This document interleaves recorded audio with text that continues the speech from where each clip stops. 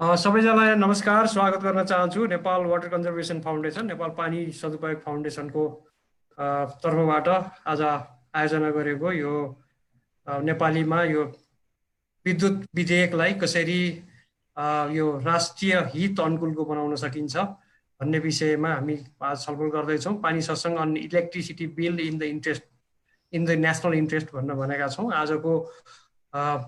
आजको कार्यक्रमको थोरै विवरण म यहाँहरूलाई भन्न चाहन्छु। यो आजको मुख्य वक्ताको रूपमा यसमा यो विधेयकमा के छ, के हुनुपर्छ भन्ने विषयमा वक्ताको रूपमा एउटा तयारी गर्नुभएको छ रत्न संसार श्रेष्ठ, र उहाँ कानुनको पनि र यता चाहिँ अर्थशास्त्र अब लेखा उहाँ चाहिँ अडिटर पनि हुनुहुन्छ।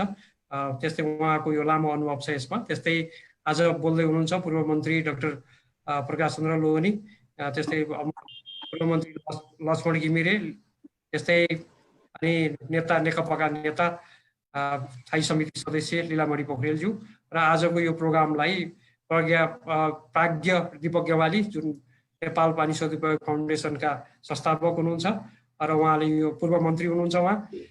उहाँले चाहिँ आज मोडरेसन गर्नुहुनेछ र आजको प्रोग्राम हाम्रो करिब हामी 1 घण्टा 30 मिनट करिब 90 मिनट जति हामी यो कार्यक्रमलाई लानेछौँ। आज हामी अहिले करिब 40 जना भइसकेका छौँ र यो उहाँले मोडरेसन गरिसकेपछि अन्तिममा आजको प्रोग्रामलाई समअप र यसलाई धन्यवाद भोट अफ थ्याङ्क्स सहित यो कार्यक्रमको समापनको लागि हाम्रो नेपाल पानी सदुपयोग फाउन्डेसनका अध्यक्ष डाक्टर नमिन्द्र दाहाल सरले चाहिँ गर्नुहुनेछ।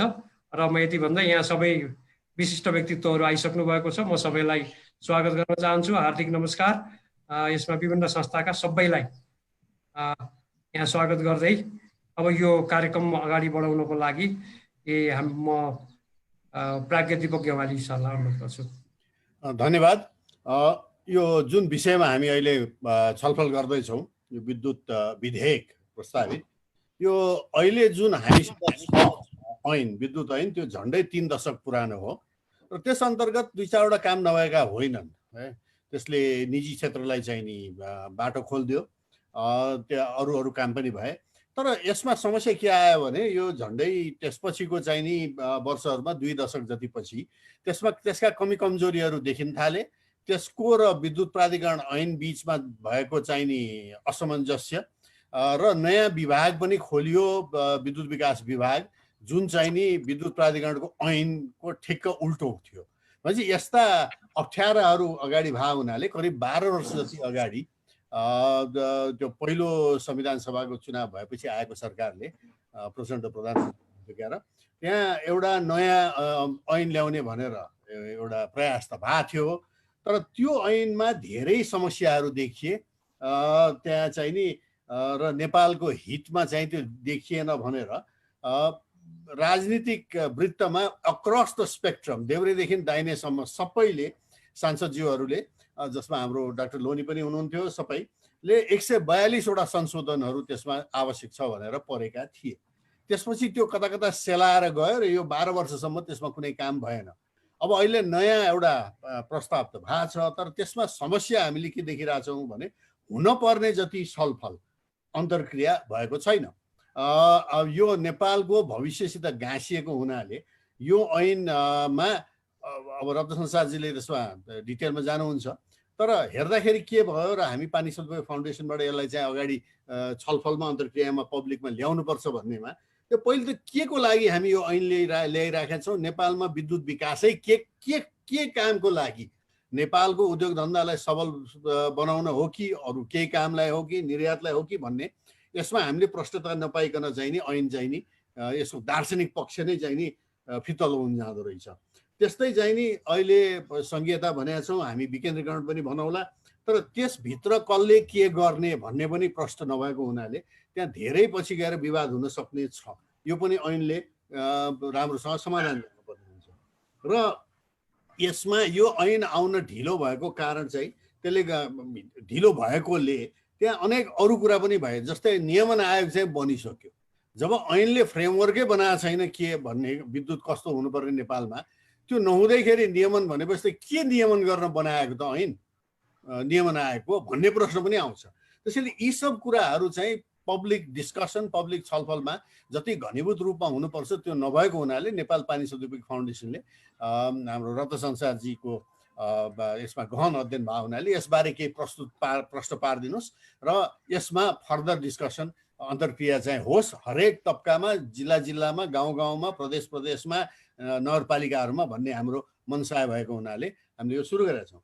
अब यो रत्न संसारजीले अहिले 30-35 मिनट कति हुन्छ उहाँको प्रस्तुति छ। त्यसपछि डाक्टर लोहनी, लक्ष्मण घिमिरेज्यू, हाम्रो लीलामणिजीहरूले छोटोमा 5-7 मिनटको कमेन्ट गर्नुहुन्छ।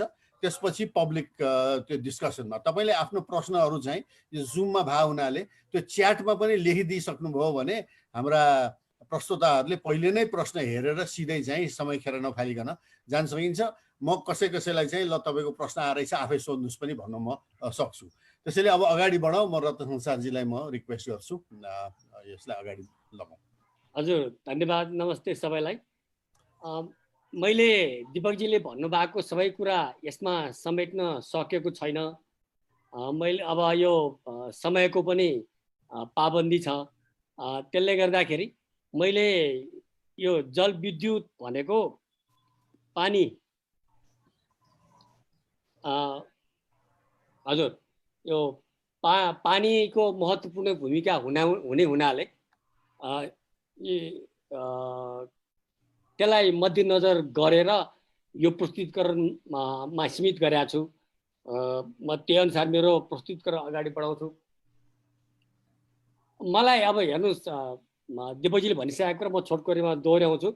यो 2049 सालमा जलविद्युत नीति ल्याइएको थियो र त्यही नीति अन्तर्गत रहेर 2023 सालमा विद्युत ऐन आयो र त्यो विद्युत ऐन अन्तर्गत अहिले जति पनि काम मैले लेखहरू पनि लेखेको छु। तपाईको 80 वर्षमा जति जलविद्युत आयोजनाहरूको निर्माण भए त्यसपछिका 2-2.5 दशकमा त्यसको दोब्बर आयोजना निर्माण भएको छ। अनि दिपकजीले भन्दै मैले थप्छु, यो लोड सेडिङ भइराखेको थियो। सन् 2000 सम्म लोड सेडिङ भइराखेको थियो। लोड सेडिङको विकराल समस्या थियो। तर यो विद्युत ऐन आएको त्यो ऐन अन्तर्गत आयोजना भटाभट निर्माण भएको हुनाले सन् 2000 को जुलाईदेखि लोड सेडिङ चाहिँ तात्विक रूपमा घटेको पनि थियो। तर अब यसमा के हो भने दिपकजीले भने जस्तै यो 49 सालको ऐनमा पनि केही सुधार गर्नुपर्ने धेरै सबैले महसुस गरे। अनि त्यसकारण 2058 सालमा चाहिँ 2049 सालको जलविद्युत नीतिलाई विस्थापित गर्ने गरेर अर्को जलविद्युत नीति ल्यायो।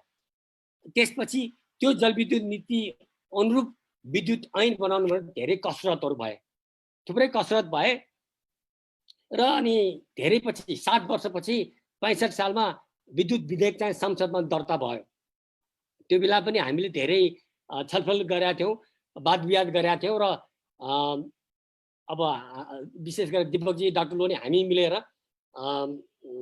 लीलामणिजीहरूको पनि इन्भल्भमेन्ट पक्कै पनि छ, किनभने हामीले सांसदज्यूहरूको सहयोगमा हाम्रो तर्फबाट पनि केही संशोधन प्रस्तावहरू दर्ता भयो। भने केही पनि धेरै नै भएको थियो। 142 मध्ये हाम्रो नै 100 बढी होला भन्छु म। अनि त्यो 142 वटा संशोधन आएपछि किन हो त्यो एकराज भण्डारीजीको संयोजकत्वमा एउटा समिति पनि गठन भएको थियो, तर त्यसलाई चाहिँ टुहाइयो। त्यसमा चाहिँ अब स्वार्थ समूहलाई आफ्नो स्वार्थ आफ्नो अभिष्ट पुरा नहुने देखेर होला त्यसलाई टुहाएर त्यतिकै छाड्यो। अब 2000 अहिले चाहिँ यो राष्ट्रिय सभामा सरकारले विद्युत विधेयक दर्ता गरेका छ। अनि मैले सरसर्ती हेर्दा अलिकति विश्लेषण गर्दाखेरि यसमा प्रस्तावनादेखि नै मलाई समस्या छ। हुन त पहिलाको विद्युत विधेयकमा पनि हामी प्रस्तावनामा संशोधन गर्नुपर्छ भनेकै थियौँ र अहिले पनि तिनै कुराहरू मैले समेटेको छु। अब अहिलेको प्रस्ताव त यो विथ अल ड्यू रेस्पेक्ट कर्मकाण्डी प्रकारको छ। म यहाँ फेरि पढेर बस्दिनँ। अब यो प्रस्तावनामाले समेट नसकेका महत्त्वपूर्ण मुद्दाहरू छ। किनभने नेपालमा यो विद्युत ऐन भनिए तापनि अब सौर्य ऊर्जा पनि होला, वायु ऊर्जा पनि होला, अनि पछि के अरे गोबर ग्यास पनि होला। तर जुन परिमाणमा विद्युत पानीबाट उत्पादन हुन्छ त्यो परिमाण अरूबाट हुन सक्दैन। मेरा मित्रहरू अन्यथा नलिनु होला, उद्योग धन्दा चलाउनलाई त्यति ठान्दैन होला। त्यसले गर्दाखेरि अब ठिकै छ, नवीकरणीय ऊर्जाहरूको पनि छ। अब त्यसैले यसमा चाहिँ मैले प्रस्तावनादेखि नै देखेको खोट के भने पानी भनेको त्यसको बहुआयामिक उपयोग हुन्छ। पानी खाने पिउनको लागि पनि चाहिन्छ, सिँचाइको लागि पनि चाहिन्छ, मत्स्य पालन पशुपालनको लागि चाहिन्छ। त्यसपछि आएर तपाईँको जल पर्यटनको लागि पनि चाहिन्छ, अब अहिले जल यात्राको लागि चाहिन्छ। यो ऐनमा यो कुराहरू केही पनि उल्लेख छैन, यो विधेयकमा यी कुराहरूले पुरै उपेक्षा गरेको छ। त्यसपछि यो ऐनको अर्को यो विधेयकको सबभन्दा ठुलो कमी नै के छ भने यहाँ कहीँ पनि ऊर्जा सुरक्षा यसरी हासिल गरिनेछ भन्ने उल्लेख छैन। हुन त ऊर्जा सुरक्षा त अहिले लोड सेडिङ घटाइएको छ भारतबाट आयात गरेर ऊर्जा सुरक्षा हुनसक्छ होला। तर नेपाल जस्तो मुलुक जहाँ चाहिँ आफ्नै मनकी बिजुली उत्पादन हुनसक्छ, उसले आयात गरेर ऊर्जा सुरक्षा गर्नु भने त त्यो सुन्निएर मोट आएको जस्तो हुन्छ। त्यसैले आत्मनिर्भर ऊर्जा सुरक्षा हुनु पर्यो, आफ्नै देशमा उत्पादन गरेको हुनु पर्यो, न कि कोइलाबाट बिजुली उत्पादन गरेको नेपालमा ल्याएर लोड सेडिङ घटाएर भनेर दङ्ग पर्ने होइन। अनि अब अर्को महत्त्वपूर्ण कुरा, अब जलविद्युत जस्तै तपाईँको वायु ऊर्जा, सौर ऊर्जा, गोबर ग्यास आदिले यो परम्परागत ऊर्जा स्रोतलाई पनि विस्थापित गर्न जरुरी छ। अहिले नेपालको समस्या नै अब यातायात क्षेत्रमा पेट्रोलियम पदार्थ, अनि अब भान्सामा खाने पकाउने ग्यास, अब कतिपय अर्ध ग्रामीण क्षेत्रमा पनि के अरे सहरोन्मुख क्षेत्रमा पनि ग्यास पुगेको छ। तै पनि तपाईँको 80% जनता चाहिँ दाउरामै निर्भर छन्। दाउराको कारणले आन्तरिक प्रदूषणले कति मान्छे चाँडै मरिरहेको छ, कति मान्छे आयु घटिरहेको छ, औषध उपचार खर्च भइरहेको छ। त्यो कुराहरू पनि यो विद्युत विधेयकले सम्बोधन गर्न सकेको छैन। त्यसैले मेरो आग्रह चाहिँ के छ भने यसको प्रस्तावनामा सुरुमै यो वाक्यांश थप्नुपर्छ, देशलाई पानीको बहुआयामिक उपयोगहरू लाभान्वित गराउन, खनिज इन्धन तथा दाउरामाथि निर्भरताबाट मुक्ति दिलाउनका साथ देशमा आत्मनिर्भर ऊर्जा सुरक्षा सुनिश्चित गर्न यो वाक्यांश चाहिँ यो प्रस्तावनाको सुरुमै राख्नुपर्छ। यो गरेपछि मात्रै पानीबाट जुन हामी बहुआयामिक लाभ लिन सक्छौँ, जुनबाट अहिलेसम्म हामी वञ्चित भइरहेका छौँ। अब हाम्रो मेरा पुर्खाले भनौँ न, अब कोशी बराज बनाए, गण्डक बराज बनाए भारतको लागि, नेपालको लागि केही भइराखेको छैन। त्यसैले यदि अब नदीलाई दोहन गरेर कुनै आयोजना बन्छ भने नेपालमा पानीबाट बहुआयामिक उपयोगबाट लाभान्वित हुने गरेर अनि पछि खनिज इन्धन इत्यादिलाई विस्थापन गर्नको लागि यो विधेयकको उद्देश्य हुनुपर्छ र देशले ऊर्जा सुरक्षा हासिल गर्नुपर्छ, त्यो पनि आत्मनिर्भर हुनुपर्छ, आयातितमा होइन। अब म सरासरी यो विधेयकभित्र पस्छु। विधेयकमा अब संहिता आइसकेका छ, अरे उसले संहितालाई आत्मसात गरेर केन्द्र प्रदेश र स्थानीय निकायको अधिकार क्षेत्र तोकेको छ, यो ठिकै होला। तर मेरो चिन्ता चाहिँ के भने अब यो अहिले त जुन होडबाडी छ नि विभिन्न तहको सरकार, स्थानीय सरकारको, प्रदेश सरकारको, केन्द्र सरकारको गर्दाखेरि अब कुनै पनि साइटको क्षमता भनेको त्यसको अप्टिमम क्यापासिटी हुन्छ। तर अब यहाँ त 3 मेगावाट भित्र पारेर लाइसेन्स मैले दिने भन्ने हिसाबले स्थानीय निकायले दिएर तपाईँ कुनै पनि आयोजना साइटको चाहिँ दुरुपयोग हुनसक्छ। अब त्यसको एउटा प्रमुख उदाहरण तपाईँको माथिल्लो कर्णाली भएको छ, त्यो साइटको पूर्ण क्षमता 4200 कति मेगावाट हो, तर त्यो लाइसेन्स दिने होडबाजीमा 1200 के अरे कतिमा दियो मैले बिर्सेँ, 300 पछि 900 राइट, थ्याङ्क्स, 900 मेगावाट गर्यो। यो चाहिँ देशको जलस्रोतको अप्टिमम युटिलाइजेसन चाहिँ विमुख गर्नु हो। त्यसले गर्दाखेरि देशलाई धेरै घाटा हुन्छ। त्यसकारण मेरो भनाइ नै के भने प्रत्येक सम्भाव्य साइटको उच्चतम दोहन गर्नुपर्छ र त्यो कुरा यो विधेयकले सुनिश्चित गर्नुपर्छ। त्यसकारण अब कतिपय अवस्थामा गर्छ सम्भाव्य साइटको क्षमता घटाएर स्थानीय सरकारले अथवा प्रदेश सरकारले अनुमति पत्र जारी गर्न चाहिँ यो खालको होडबाजी हुनसक्छ। त्यो चाहिँ गर्न नमिल्ने गराउनुपर्छ। अनि यसमा अर्को राम्रो कुरा यो अब खुला अर्थतन्त्र उदारीकरण सुहाउँदो प्रतिस्पर्धाको पनि व्यवस्था गरेको छ, तर प्रतिस्पर्धाको आधार तोकेको छैन। के को आधारमा प्रतिस्पर्धा गर्ने? अब त्यो के अरे सब्जेक्टिभ आधारमा प्रतिस्पर्धा गर्ने भएन, त्यो अब्जेक्टिभ हुनु पर्यो। अब मेरो विचारमा तपाईँहरू पनि थप्नु होला, मेरो विचारमा चाहिँ प्रतिस्पर्धा यो दुईटा आधारको चाहिँ, एउटा न्यूनतम विद्युत उत्पादन लागत आयोजना बनाउनु भनेर बनाउनु खातिर बनाउनुको लागि होइन। जस्तै अब माथिल्लो कर्णालीको उदाहरण दिने, भुँडीगण्डीको उदाहरण दिने हो भने त्यो अलि धेरै नै बढी लागत हुन लाग्ने भएको छ। अब त्यो 900 मेगावाटको तपाईँको पहिला अब 60-70 अर्ब हुन्थ्यो, पछि 100 अर्बसम्म पनि पुऱ्याइसक्यो, 100 अर्ब नागिसक्यो। त्यसैले आयोजना बनाउन दिँदाखेरि नै मिनिमम कस्ट बनाउन दिनुपर्छ र फेरि यो लम्बे तान गर्ने होइन। यो जब आयोजनाको समस्या नै टाइम ओभररन र कस्ट ओभररन हो। कस्ट ओभररन पनि कन्ट्रोल हुनुपर्छ र टाइम ओभररन कस्ट कन्ट्रोल हुनुपर्छ। टाइम ओभररन भएपछि त्यसको दोहोरो लागत हुन्छ। टाइम ओभररन भएर हुँदाखेरि जुन बिजुली उत्पादन भएर त्यो बिजुली बिक्री गरेर आउने राजस्वबाट देश वञ्चित हुन्छ भने अर्कोतिर अब आयोजना निर्माणको लागि ऋणहरू लिएको हुन्छ। अब त्यो ऋणहरूमा ब्याज पनि बढ्दै जान्छ र मुद्रास्फीतिको कारण लागत पनि बढ्दै जान्छ। त्यसकारण यो दुईटा फ्याक्टर चाहिँ जरुरी मेरो धारा हुन्छ भन्ने मलाई लाग्छ। अनि यो अर्को कुरा अब हामीले धेरै सुनेको छ, झोलामा खोला भन्छन्, दलाली गर्छन् भनिन्छ, यो भनिराखेको छ। त्यसैले यो विधेयकमा अनुमति पत्रको बिक्री हस्तान्तरण निषिद्ध गरिनुपर्छ। त्यो कसैलाई गर्न दिनुहुन्न। नत्र त यो एउटा लाइसेन्स लिने, एउटाले अर्कोले बेच्दै जाने। अहिले धेरै आयोजन त्यसै भएको छ। तपाईँको अहिले हेर्नुहोस्, जिएमआरले माथिल्लो मर्स्याङदेखि लिएको थियो, त्यो अर्को बिपिसी र चाइनिज ग्रुपलाई दिइसक्यो। अब यो त के हो भने आफूले गर्न नसक्ने आयोजनाको लाइसेन्स लियो अनि दलाली गरेर नाफा खाए बस्यो। देशको आयोजना चाहिँ कहिले नबन्ने। त्यसले गर्दा देशले अब न बिजुली पायो न रोयल्टी पायो। अनि यो मैले अप्टिमाइजेसन हुनुपर्छ भनेको छु। त्यसैले यो जडित क्षमता निर्धारण गर्दाखेरि अधिकतम विद्युत उत्पादन गर्ने सिद्धान्तमा आधारित गरेर निर्धारण गर्नुपर्छ। तर यसमा मेरो चाहिँ यो सिँचाइको हिसाबले मैले के देखाएको छु भने, इन्जिनियर मित्रले कृपया अन्यथा नलिनु होला, म इन्जिनियर पनि परिनँ।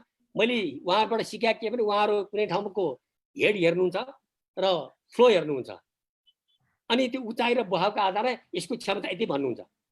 तर त्यो आयोजना बन्ने ठाउँको माथिल्लो तटीय क्षेत्रमा भोलि सिँचाइ हुन सक्ने जग्गा जमिन पनि होला नि। अनि त्यहाँ सिँचाइको लागि भोलि पानी भयो भने त्यहाँ द्वन्द्व निम्तिन्छ, भोलि त झगडा हुन्छ, वैमनस्य हुन्छ। फेरि अब बिजुली भन्दा सिँचाइको बढी महत्त्वपूर्ण हुन्छ। अनि त्यस्तै आएर डिवाटर्ड एरिया हुन्छ। अब बाँध बनाएर पानी छेकेर ल्याएपछि त्यो ठाउँमा त पानी हुँदैन, त्यहाँ पनि सिँचाइको सम्भाविता हुन्छ। त्यसैले गर्दाखेरि उच्चतम उत्पादनको अधिकतम विद्युत उत्पादनको सिद्धान्तमा आधारित गरेर क्षमता निर्धारण गरिनुपर्छ। तर सिँचाइ बिजुली भन्दा बढी महत्त्वपूर्ण हुनाले अब भन्नुहोस् न, अब पानी नपिउकन मान्छे बाँच्न सक्दैन, खाना नखाइकन मान्छे बाँच्न सक्दैन। तर अँध्यारोमा अहिले मान्छे बाँचिरहेछन्। त्यसले पानीको महत्त्व बिजुली जति हुँदैन। बिजुली चाहिन्छ, उद्योग धन्दा सबैले चाहिन्छ। तर खानै पाएन भने के उद्योग चल्छ? पानी पिउनै पाएन भने कसरी मान्छे बाँच्छन्? अनि अब यो अलिकति सेन्सिटिभ विषयमा जानेछु, संसदीय अनुमोदनको। यो संसदीय अनुमोदनको सम्बन्धमा यो विधेयक चाहिँ पूर्णतः मौन छ। यो गलत हो।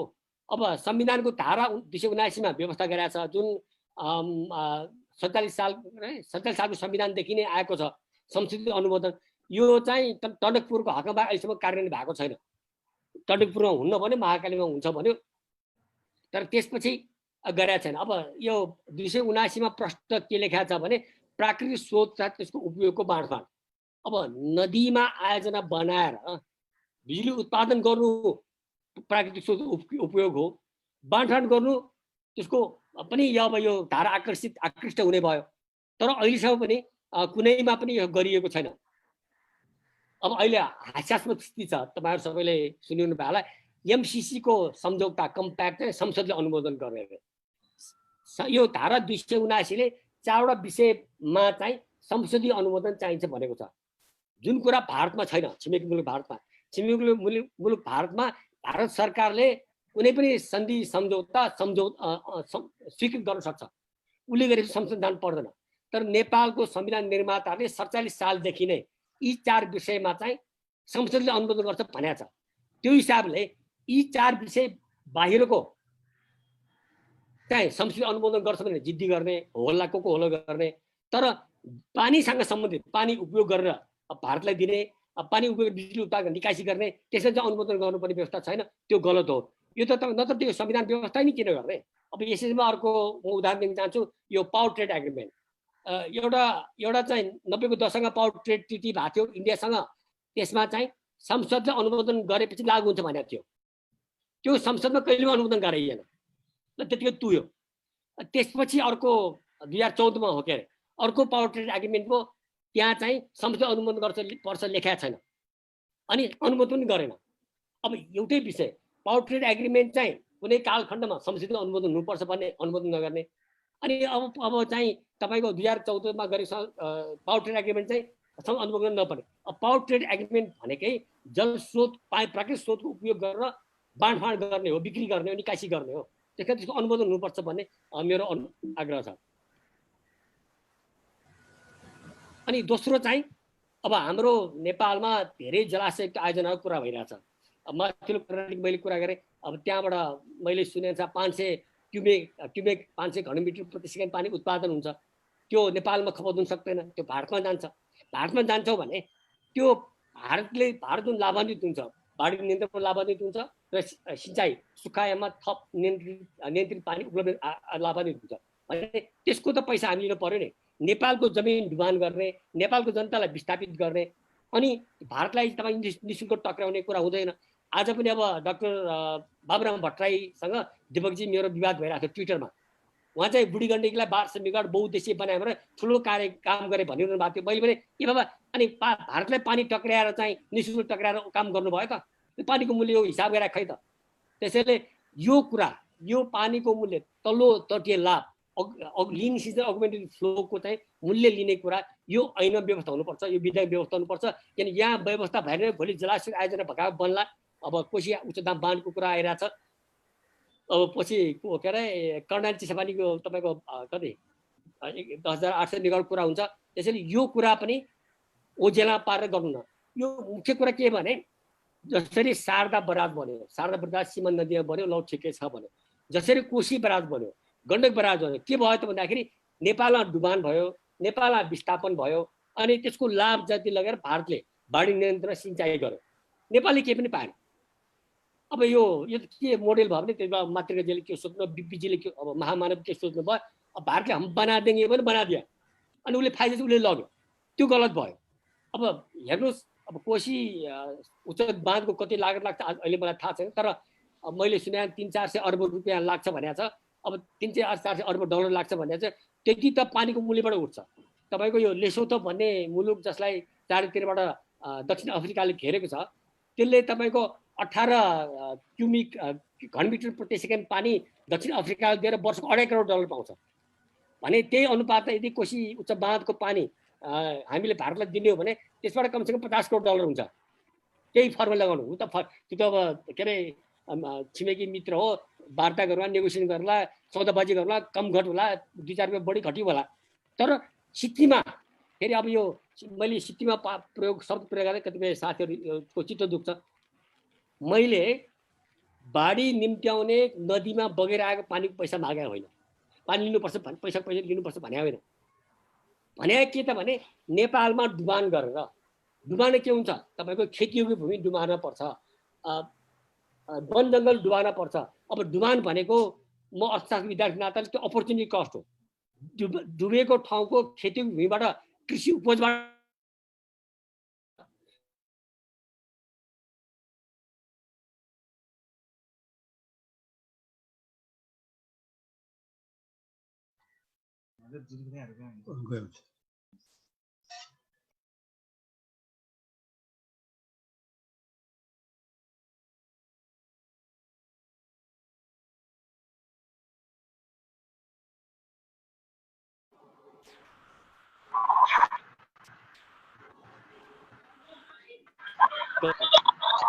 हजुर।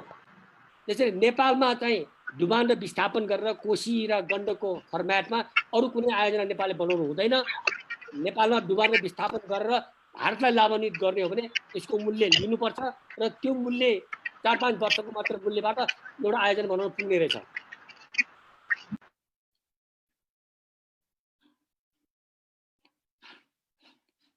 अनि भाइ मैले अनुभूति पत्र दलाली गर्ने कुरा गरेँ।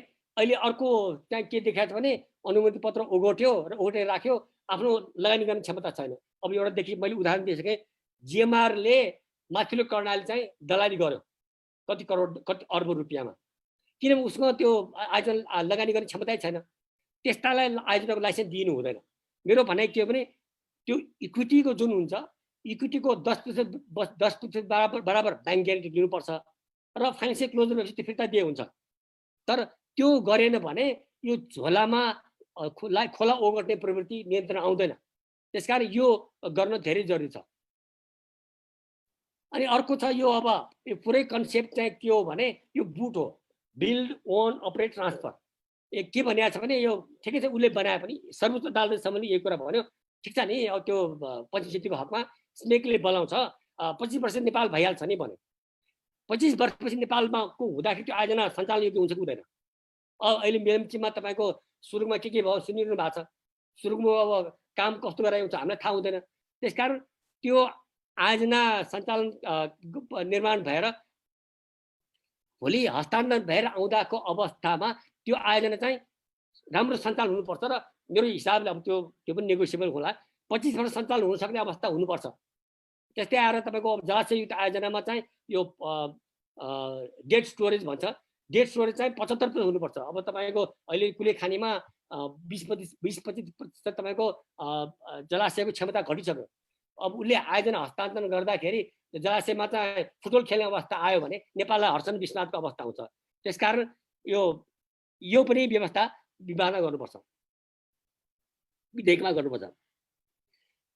अनि फेरि यो मैले व्यक्तिगत रूपमा नै भोगेको के भने आयोजना निर्माताहरूले यसको भौतिक आयु चाहिँ यति वर्ष हो, यति वर्षपछि यो काम लाग्ने, यति हामीले छोडे जाने हो भन्दा रहेछन्।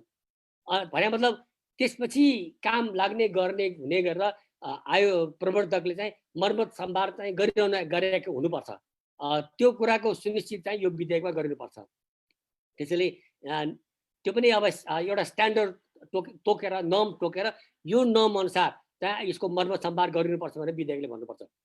अब हामी कहाँ वातावरण मन्त्रालय थियो, पछि के भयो।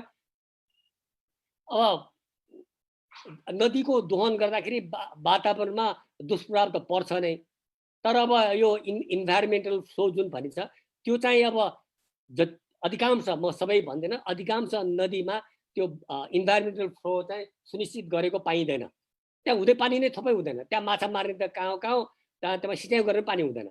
अब यो 10% चाहिन्छ, ड्राई सिजनको 10% हुनुपर्छ भनेको छ, तर धेरैमा छैन। त्यसकारण यो कुरा पनि यो वाक्य थप्नुपर्छ। वातावरण संरक्षणको लागि तोकिएको परिमाण पानी नदीमा प्रवाह सुनिश्चित गर्नु पर्दछ। अब यो अर्को एउटा मैले यो विकृति भन्छु म, के भने विधेयकमा रोयल्टीको दर तोकिएको छैन। 49 सालको ऐनमा पनि तोकिएको थियो, 2058 सालको नीतिमा पनि तोकिएको छ, तर यसमा चाहिँ तोकिएको छैन भने यसलाई सब्जेक्टिभ बनायो।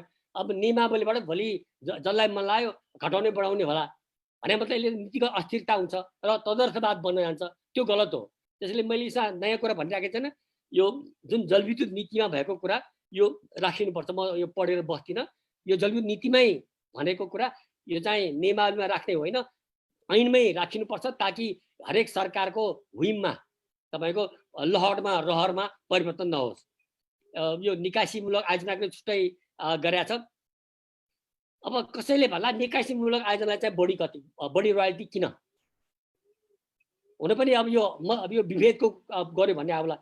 तर यहाँ महत्त्वपूर्ण कुरा के हो भने नेपालमा उत्पादित बिजुली उपयोग गर्यौँ भने 1 युनिट बिजुलीले अर्थतन्त्रमा मूल्य वृद्धि 85 सेन्ट बराबर गर्छ।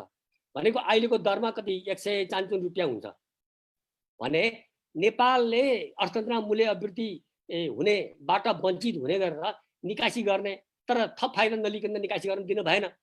त्यही कारण यो जुन 58 सालको नीतिमा राखिएको यो राम्रो थियो, यो चाहिँ अहिले हटायो, जुन गलत हो।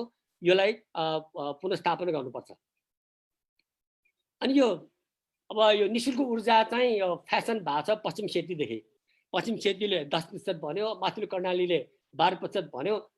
यसको पनि तपाईँको जस्टिफिकेसन के हो त भने नेपालले बिजुली निकासी गरिसकेपछि जुन मल्टिप्लायर इफेक्टबाट नेपाल वञ्चित हुन्छ, त्यसको तपाईँको कम्पेन्सेसन कसरी हुन्छ त भने निःशुल्क ऊर्जा पाएपछि कम्पेन्सेसन हुन्छ। यो एउटा यो जति बेला यो पश्चिम क्षेत्रीको भनौँ न, पश्चिम क्षेत्रीको प्रोजेक्ट एग्रिमेन्ट जति बेला जसले गर्नुभएको थियो, म उहाँहरूलाई सलाम गर्न चाहन्छु। यो चाहिँ निकै राम्रो सोचेर राख्नु भएको हो। हुन त अब दीपकजी मन्त्री भाइ बेला त केसम्म पनि आयो भने निःशुल्क ऊर्जा होइन, बिजुली होइन, पैसा दिने अनि पछि अझ के भयो भने पैसा पनि होइन उनीहरूको ऋण सिन सबै तिरिसकेपछि बाँकी पैसा बच्यो भने दिने भन्ने आयो। त्यो गलत हो। निःशुल्क ऊर्जा निश्चित परिमाणमा तोकिनुपर्छ, त्यो लिने गरिनुपर्छ। अनि यो चाहिँ अब पश्चिम क्षेत्रले 12% गरे मैले 10% मैले 12% भनेको छु र डेली पन्डेज 15% र जलाशयको 25% भनेको छु। अब यो चाहिँ फेरि नेगोसिएबल हो, तर सिद्धान्त चाहिँ हुनु पर्यो। यदि जलाशयको आयोजना र बिजुली निकासी गरिन्छ भने निःशुल्क ऊर्जा चाहिँ समानुपातिक रूपमा लिनुपर्छ। अब मेरो धेरै बाँकी छैन। अब सब हाँसो उठ्ने अर्को यो कुरा के छ भने यो 49 सालको ऐनमा पनि छ, जलविद्युत नीति 58 सालमा पनि थियो। अहिले चाहिँ यो हटायो भने के गर्यो भने उही लहर रहरमा लगेर राख्यो। ऐनमा छैन, विधेयकमा छैन भने मतलब भोलि नियमावलीमा अब तपाईँको कुनै आदेशले दिने हुने भयो, त्यो गलत हो। यो पनि फेरि नीतिगत स्थिरताको लागि तटस्थवाद हाबी हुन नदिनुको लागि यो चाहिँ राखिनु जरुरी छ। त्यही कारण यसमा मैले के गरेको छैन, यो चाहिँ 58 सालको नीतिबाट मैले कपी गरेँ। तर मैले यसमा एउटा कुरा के थपाएको छु भने देशमा नै बिजुली खपत हुने गरेर निर्माण हुनेलाई मात्रै। यो अब कन्सेप्ट के हो भने यो भन्सार महसुल मूल्य अभिवृद्धि किन छुट दिन्छ भने त्यो दिएको हुनाले आयोजन लागत घट्छ। आयोजन लागत घटेपछि त्यसको बिजुली सस्तो हुन्छ। अब निकासीमूलक आयोजनामा आयोजन लागत घट्यो भने त्यो त हामीले पैठारी गर्ने देशलाई सब्सिडाइज गरे हुन जान्छ नि त। उसलाई सब्सिडाइज गर्ने राज्यको काम होइन नि। नेपालको काम त नेपालभित्र खपत हुने बिजुलीलाई सब्सिडाइज गर्नु तर्कसङ्गत युक्तिसङ्गत हो। तर भारतीयहरूले खपत गर्ने बिजुलीलाई नेपाल सरकारले सब्सिडाइज किन गर्ने? नेपाल सरकारले सब्सिडाइज नेपाली जनतालाई गर्ने, नेपाल राज्यले गर्ने, नेपाल अर्थतन्त्र सुदृढ पार्नलाई गर्ने हो। त्यसकारण मैले यो देशमा नै उपयुक्त बिजुली खपत हुने गरेर निर्माण हुने आयोजनालाई अपवाद गरेर यो भन्सार महसुल र मूल्य अभिवृद्धि गर्न चाहिँ छुटको कुरा यही ऐनमा विधेयकमा समावेश गरिनुपर्छ मैले भनेर थपेको छु। अब यसमा सायद अब यो प्रवर्तकहरूको असहमति होला। त्यसमा मेरो के भन्नु छ भने मेरो हिसाबले चाहिँ देशको जनतालाई सब्सिडाइज गर्नु स्वाभाविक हुन्छ। विदेशी जनतालाई सस्तोमा बिजुली दिनलाई देशले राजस्व नलिने भन्ने कुरा सिद्धान्त त गलत हो। धन्यवाद, मेरो छोटो सकियो। नमस्ते। ल धन्यवाद रत्न संसारजी, एकदम पावरफुल प्रेजेन्टेसन। छोटकरीमा त्यहाँ सबै यसका दार्शनिक पक्षहरू तपाईँले त्यो स्क्रिन चाहिँ अफ गर्नु पर्ला है, त्यो सेयर स्क्रिन चाहिँ अफ गरिदिनुहोस्। दार्शनिक पक्ष चाहिँ नि यो ऐनमा भएका त्रुटिहरूको चाहिँ राम्रैसँग राखिदिनु भयो। अब हामी कमेन्टेटरहरूमा गइहाल्छौँ इमिडिएटली। अहिले पहिले अब डाक्टर लोहनी तपाईँले त्यो स्क्रिन अफ गर्नुहोस् न, तपाईँको डेस्कटप आइरहेछ। त्यो माथि क्लिक गरेर भयो। ल ठिक छ। ल अब डाक्टर लोहनीलाई 5 minutes म्याक्सिमम 7 minutes डाक्टर साहब सबैले। त्यतिले पुग्दैन। डाक्टर साहब यो म्युट है, अनम्युट गर्नुहोस् त। भयो।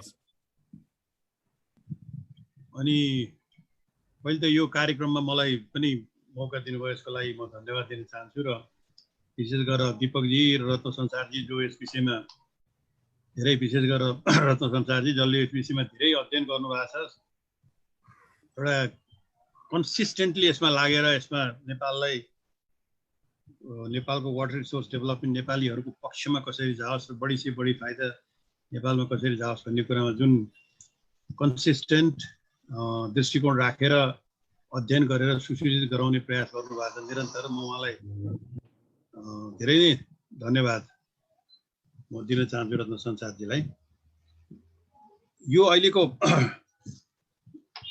खर मैले पनि त्यहाँ हेरेँ त धेरै त मैले बुझेँ भनेर म भन्ने चाहन्न, तर मलाई लागेको 2-3टा कुरा चाहिँ के भने यो बेसिकली हामीले यो यस्तो ऐनबाट हामीले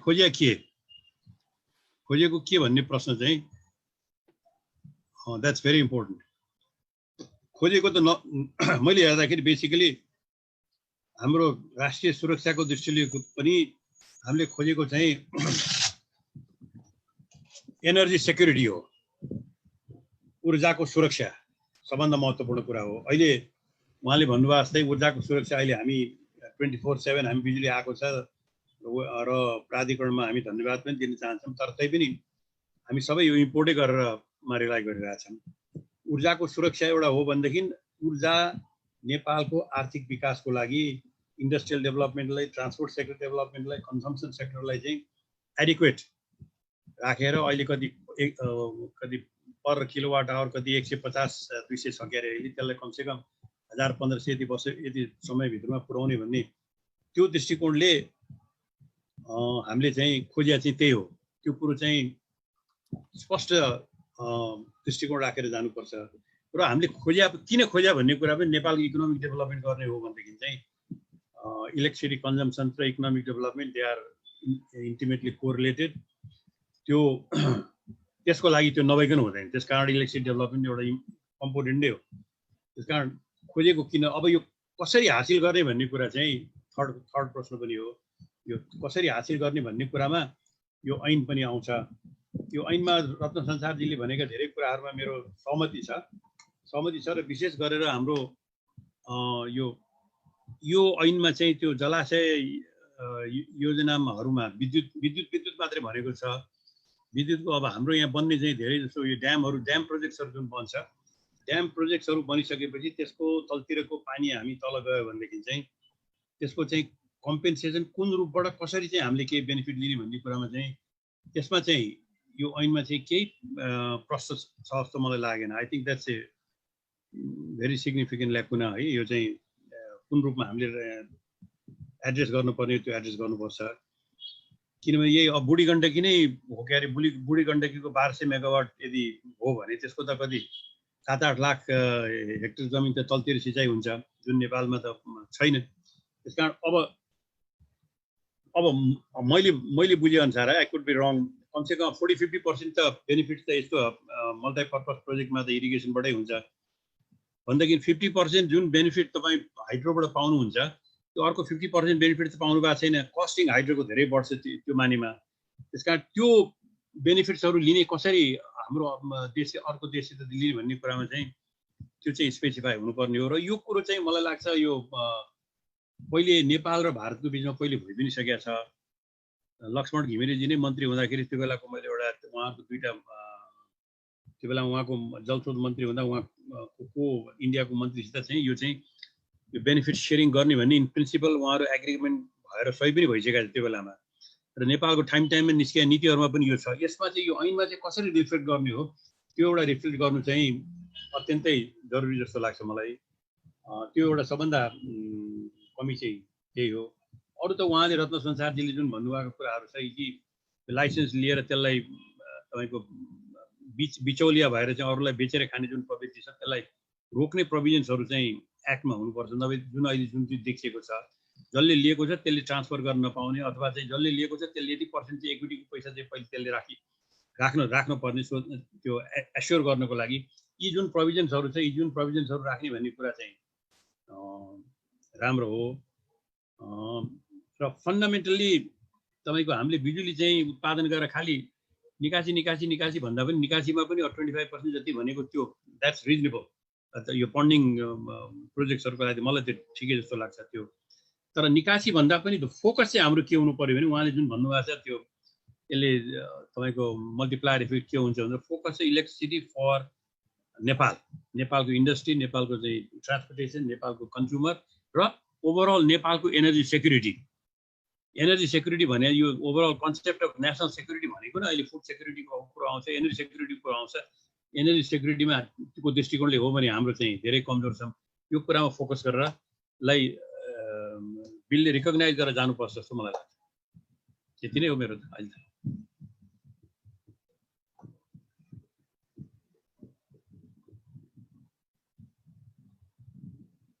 दिपकजी म्युट छ। दिपकजी अडियो आएन। मेरो unmute. Okay, thank you doctor साहब। यो चाहिँ नि तपाईँले महत्त्वपूर्ण कुरा उठाउनु भएको छ, यो ऊर्जा सुरक्षा।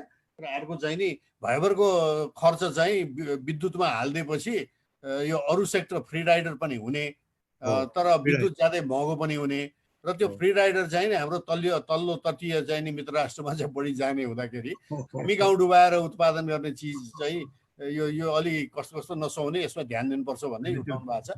That's the right word, free rider, yes. Free rider.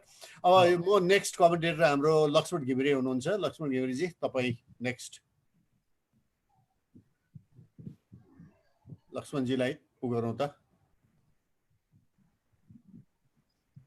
आवाज आयो?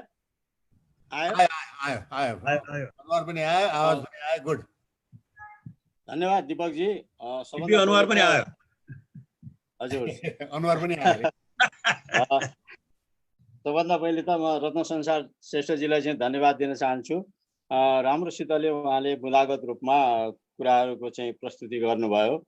सर्वप्रथम त अब यो विद्युत ऐन 2049 ल्याउँदाखेरि त्यो एउटा त्यस बखतमा एउटा ठुलै फड्को नै थियो। जलस्रोत ऐन र विद्युत ऐन दुईटा ऐन त्यस बखतमा साथसाथै आएका थिए। त्यस बखतमा यो बिजुली विद्युत उत्पादन गर्ने कुरा प्राइभेट सेक्टरलाई दिने भन्ने कुरा चाहिँ अलिकता नयाँ कुरा नै थियो। र त्यस बखतमा एमालेका नेताहरू सिपी मैनाली, झलनाथ खनालजी, अनि केशव बडालजी र द्रोणप्रसाद आचार्यजी भित्र जानुभयो। उहाँहरू चाहिँ त्यो समितिमा हुन्थ्यो। समितिमा छलफल गर्दाखेरि त निकै छलफल भयो र अनि अन्ततगत म द्रोणप्रसादजीलाई धन्यवाद दिन चाहन्छु। मैले के भने भनेदेखि यो काङ्ग्रेस मात्रै सरकारमा रहने होइन, देशको विकास गर्नलाई महत्त्वपूर्ण कुरा चाहिँ यो ऊर्जाको कुरा छ, विद्युत ऊर्जाको। त्यस कारणले चाहिँ यो प्राइभेट सेक्टरलाई दिने कुरालाई चाहिँ रोक्ने कुरा नगरौँ भनिसकेपछि उहाँहरू कन्भिन्स हुनुभयो र त्यो ऐनले चाहिँ पहिलोचोटि प्राइभेट सेक्टरलाई चाहिँ बाटो खुल्यो। यो कुराहरू त यहाँहरू विज्ञहरू सबैलाई थाहा छँदैछ। अब जहाँसम्म चाहिँ अहिले यो जुन नयाँ विद्युत ऐन जो 2077 आउँदैछ, यो विधेयक चाहिँ के भनेदेखि मलाई लाग्छ यसले पूर्ण अहिलेसम्मका त्यो 49 को चाहिँ ऐनलाई र पछि चाहिँ त्यसलाई संशोधन गरिएको 58मा संशोधन गरिएको ऐनलाई पनि यसले पूर्ण रिप्लेस गर्दैछ। त रिप्लेस गर्दैछ भनिसकेपछि त्यो ऐनमा के खामीहरू थिए र यो ऐनले रिप्लेस गरेर त्यसलाई कसरी चाहिँ अहिले चाहिँ नयाँ परिवेशमा कसरी राख्न सकिन्छ भन्ने कुराको चाहिँ एउटा 3 बुँदे कलम भन्छ नि, एउटा त्यो ऐनको चाहिँ संशोधन गर्दाखेरि अथवा राख्दाखेरि चाहिँ एउटा त्यो यो 49 को ऐन र त्यो ऐनलाई चाहिँ 58मा संशोधन गरिसकेपछि जो विद्युत ऐन हालको ऐन छ त्यसमा चाहिँ यो कुरा खामी भए त्यसलाई यो कुरा राखेर अब सुधार गर्नु पर्यो भन्ने कुरा एउटा चाहिँ 3 बुँदे कलम भन्छ चाहिँ त्यो ऐनको चाहिँ विधेयकको त्यो भइदिएदेखि चाहिँ अलि सजिलो पर्थ्यो एउटा कुरा। अनि दोस्रो कुरो, हामीले 49 सालबाट आजसम्म आइरहँदाखेरि हामीले धेरै अनुभवहरू हासिल गरिसक्यौँ। ती अनुभवहरू हासिल गरिसक्दाखेरि हामीले चाहिँ प्राइभेट सेक्टरमा दिँदाखेरि पनि खिम्तीदेखि लिएर सुनकोशीदेखि लिएर यी आदि भइरहँदाखेरि पछिल्लो चरणमा आएर ठुला प्रोजेक्टहरू जस्तो चाहिँ हामीले अपर कर्णालीको एउटा ज्वलन्त उदाहरण छ। अपर कर्णाली चाहिँ यसरी दिनु हुँदैन भन्ने कुरामा आज यहाँ हामी छलफलमा जो बसेका छौँ, हामी धेरै जसो संलग्न भएका छौँ के कारणले त्यो दिनु हुँदैन भनेर। र हामीले जुन कुरा भनेका थियौँ अहिले आएर त्यही कुराले त्यो कर्णाली नदी ओगट्ने मात्र हो यो कम्पनीले बनाइदियो भने पनि चाहिँ त्यसले हामीलाई बेफाइदै हुन्छ, फाइदा छैन। सिँचाइदेखि लिएर धेरै कुराहरूको हामीले चाहिँ त्यस वखतमा मलाई लाग्छ करिब 12-15 वटा बुँदा लेखेर चाहिँ अहिले यहाँ हाम्रो नारायण काजी श्रेष्ठ हुनुहुन्न नेकपाका नेता, उहाँको पनि महत्त्वपूर्ण भूमिका थियो। त्यस वखतमा सबै पार्टीका अलिकता चाहिँ पूर्व मन्त्रीहरू, पूर्व सचिवहरू, विज्ञहरू बसेर हामीले चाहिँ करिब 1500 वटा बुँदा लेखेर दिएको। त्यस वखतमा सरकारले सुनेन, गरेन। तर अहिले अनुभव के देखियो भने कहाँ छ त आज अपर कर्णाली भनेपछि केवल त्यो अपर कर्णालीले कर्णाली नदीलाई चाहिँ ओगटेर मात्रै बसेको छ।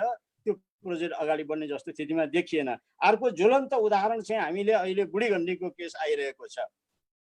अब बुढीगण्डकी यस्तो भयो कि हामी आफैले बढाउनु पर्ने, ऋण लिएर सहायता लिएर जे गर्दाखेरि पनि यसमा इन्डियाको केही नरहने, तर हामीले बनाउनु पर्ने र जलाशययुक्त र यसले धेरै डुबान गर्ने त निश्चितै छ हैन। हामीले कतिपय मुआवजा पनि धेरै चाहिँ दिइसक्यौँ, करिब 80-90% चाहिँ समाचारमा आए अनुसार चाहिँ दिइसकेको छ। तर यसबाट डाउन स्ट्रिम बेनिफिट त्यो पनि खास गरिकन इरिगेसन बेनिफिट हुन्छ भन्ने कुरालाई त त्यो चाहिँ त्यसमा कुनै शङ्का नै छैन। यही हुन्छ भनेर नै त्यस बखतका अघि प्रकाश लोहनीजीले पनि भन्नुभयो, म जलस्रोत मन्त्री हुँदाखेरि त्यस बखतमा विद्याचरण शुक्लजी भारतको जलस्रोत मन्त्री नेपालमा आमन्त्रित गरेका थियौँ। त्यस बखतमा आउँदाखेरि उहाँको र मेरो बिचमा करिब 3 घण्टा 1-to-1 डिस्कसन भयो, अरू कसैलाई सचिवलाई पनि नराखिकन, र खास गरिकन यही डाउन स्ट्रिम बेनिफिटका सन्दर्भमा केन्द्रित भएर रह्यो। र मैले त्यस बखतमा हाम्रो बागमतीको एउटा चाहिँ त्यो 50 सालको बाढीले चाहिँ बागमतीले तल हाम्रो चाहिँ यो सर्लाही र रौतहटको चाहिँ करिब 10-12वटा चाहिँ गाउँहरू डुबान कटान गरेका थियो भनेदेखि इन्डियामा त्यही बाढीले इन्डियाको बिहारमा चाहिँ इन्डियाकै डेली पत्र पत्रिका निस्कँदाखेरि अरबौँको नोक्सान आएको छ भने उहाँलाई मैले कन्भिन्स गर्न सकेँ। भनेपछि नेपालमा एउटा बागमतीमा यदि हाई ड्याम बनाउने हो भनेदेखि त्यो डाउनस्ट्रिम बेनिफिट त इन्डियालाई हुन्छ, त्यसको फ्लड बेनिफिट हुन्छ, इरिगेसन बेनिफिट हुन्छ। त उहाँ यस्ता अरू धेरै उदाहरण दिइसकेपछि उहाँ कन्भिन्स हुनुभयो र अनि त्यसपछिबाट आएर एमओयू साइन भयो र त्यसमा अरू कुरा छन्। त्यसमा महत्त्वपूर्ण कुरा नेपालमा उच्च बाँध बनाउँदाखेरि तल्लो तटीय फाइदा हुन्छ र भन्ने कुरालाई चाहिँ सैद्धान्तिक रूपमा भारतले स्वीकार गरेको छ। त्यही पछि चाहिँ आएर चाहिँ अनि त्यो महाकाली सन्धिहरू पनि भए, महाकाली सन्धिमा पनि डाउनस्ट्रिम बेनिफिटको कुराहरू पनि राखिएको छ। अब यहाँ आयो के भनेदेखि हाम्रो समस्या भनेको हाम्रो इन्स्टिट्युसनल मेमोरी सरकारको चाहिँ त्यो इन्स्टिट्युसनल मेमोरी नै छैन। कुन मन्त्रीको पालामा के भएको थियो, खास गरिकन दुई देशको बिचमा के भएको थियो त सन्धि सम्झौता सहमति मेमोरान्डम अफ अन्डरस्ट्यान्डिङ के भएको छ, यी चिजहरूलाई चाहिँ हामीले कहिले पनि हेरेनौँ। र अहिले चाहिँ भनौँ न, जस्तै अहिले कुरा पनि आयो बाबुराम भट्टराईजीले चाहिँ अब हाम्रो जुन बुढीगण्डकीको चाहिँ जुन मल्टिपर्पज भन्नेलाई चाहिँ त्यसको मल्टिपर्पजको चाहिँ खास गरिकन डाउन स्ट्रिम बेनिफिटका बारेमा चाहिँ त बोल्नु पर्यो नि। के भयो त, यसको लागि त भारतसँग पहिले यस्तो कुरा भएको थियो, पहिले यस्तो सहमति भएको थियो, एग्रिमेन्ट भएको थियो भनिसकेपछि त्यस आधारमा हामीले कहिले पनि त्यहाँतिर सोचेनौँ, केवल यतातिर मात्रै सोच्यौँ। अब भनिसकेपछि यदि डाउनस्ट्रिम बेनिफिटको त्यसको सर्टेन पर्सेन्टेज ल्याउने हो भनेदेखि त यो त्यहाँको त्यो विद्युत उत्पादनमा त सस्तो पर्न जान्छ नि, जुन कुरा अघि डाक्टर लोहनले पनि भनिसक्नुभयो।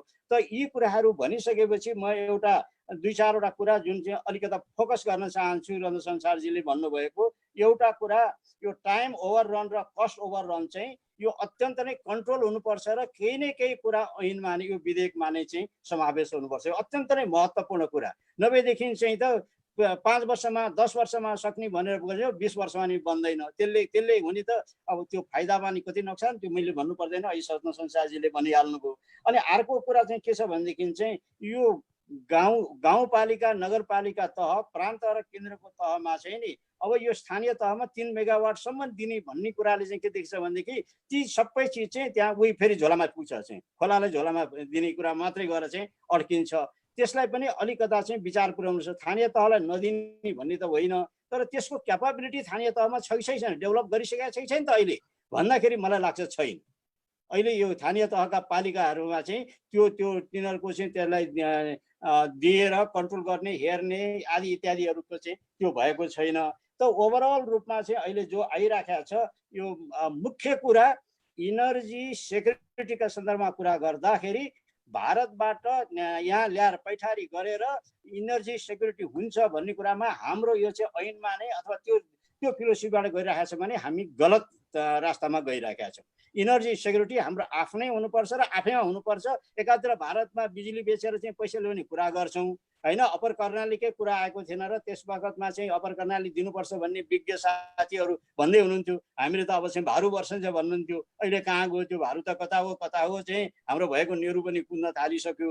तसर्थ यी सबै कुराहरूलाई विचार गर्दाखेरि चाहिँ यो र अर्को एउटा कुरा चाहिँ के भनेदेखि चाहिँ यो हामीले कसैलाई बनाउन दिएर चाहिँ लिँदाखेरि चाहिँ यो खास गरिकन निर्यात गर्ने बिजुलीमा चाहिँ निशुल्क ऊर्जा नै हामीले चाहिँ सर्टेन पर्सेन्टेज लिने गर्ने चाहिँ प्रावधान चाहिँ यो ऐनमा पनि कतै न कतै उल्लेख हुनुपर्छ। त ओभरअल चाहिँ यो विधेयकमा बारेमा जो चाहिँ रत्न संसार श्रेष्ठजीले भन्नुभयो उहाँसँग म सहमत छु।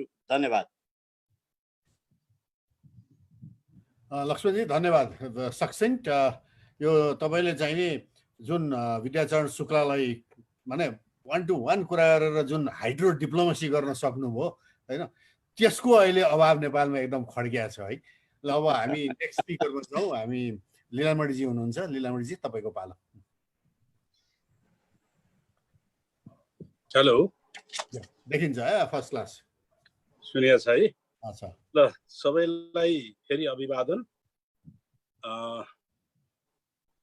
रत्न संसारजीले प्रस्तुत गर्नुभएको जो कार्यपत्र छ त्यो कार्यपत्रमा केही प्रिन्सिपलका थोरै प्रिन्सिपलका कुरा उठाउनु भयो र अरू यो विधेयकको अन्तर्वस्तुभित्र के हुनु के अपुग भन्ने कुराहरू उठाउनु भयो। तर मैले अलिकति फरक ढङ्गले के उठाउनु खोजेँ भने यो विधेयक अहिले हामीले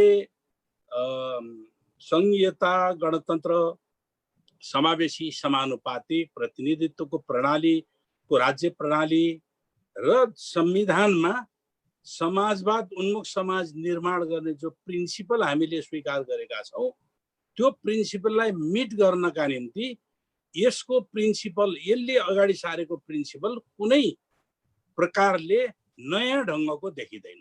मैले मेन फोकस मेरो चाहिँ यसको प्रिन्सिपल परम्परावादी ढङ्गले नै यो विधेयक पनि आएको छ।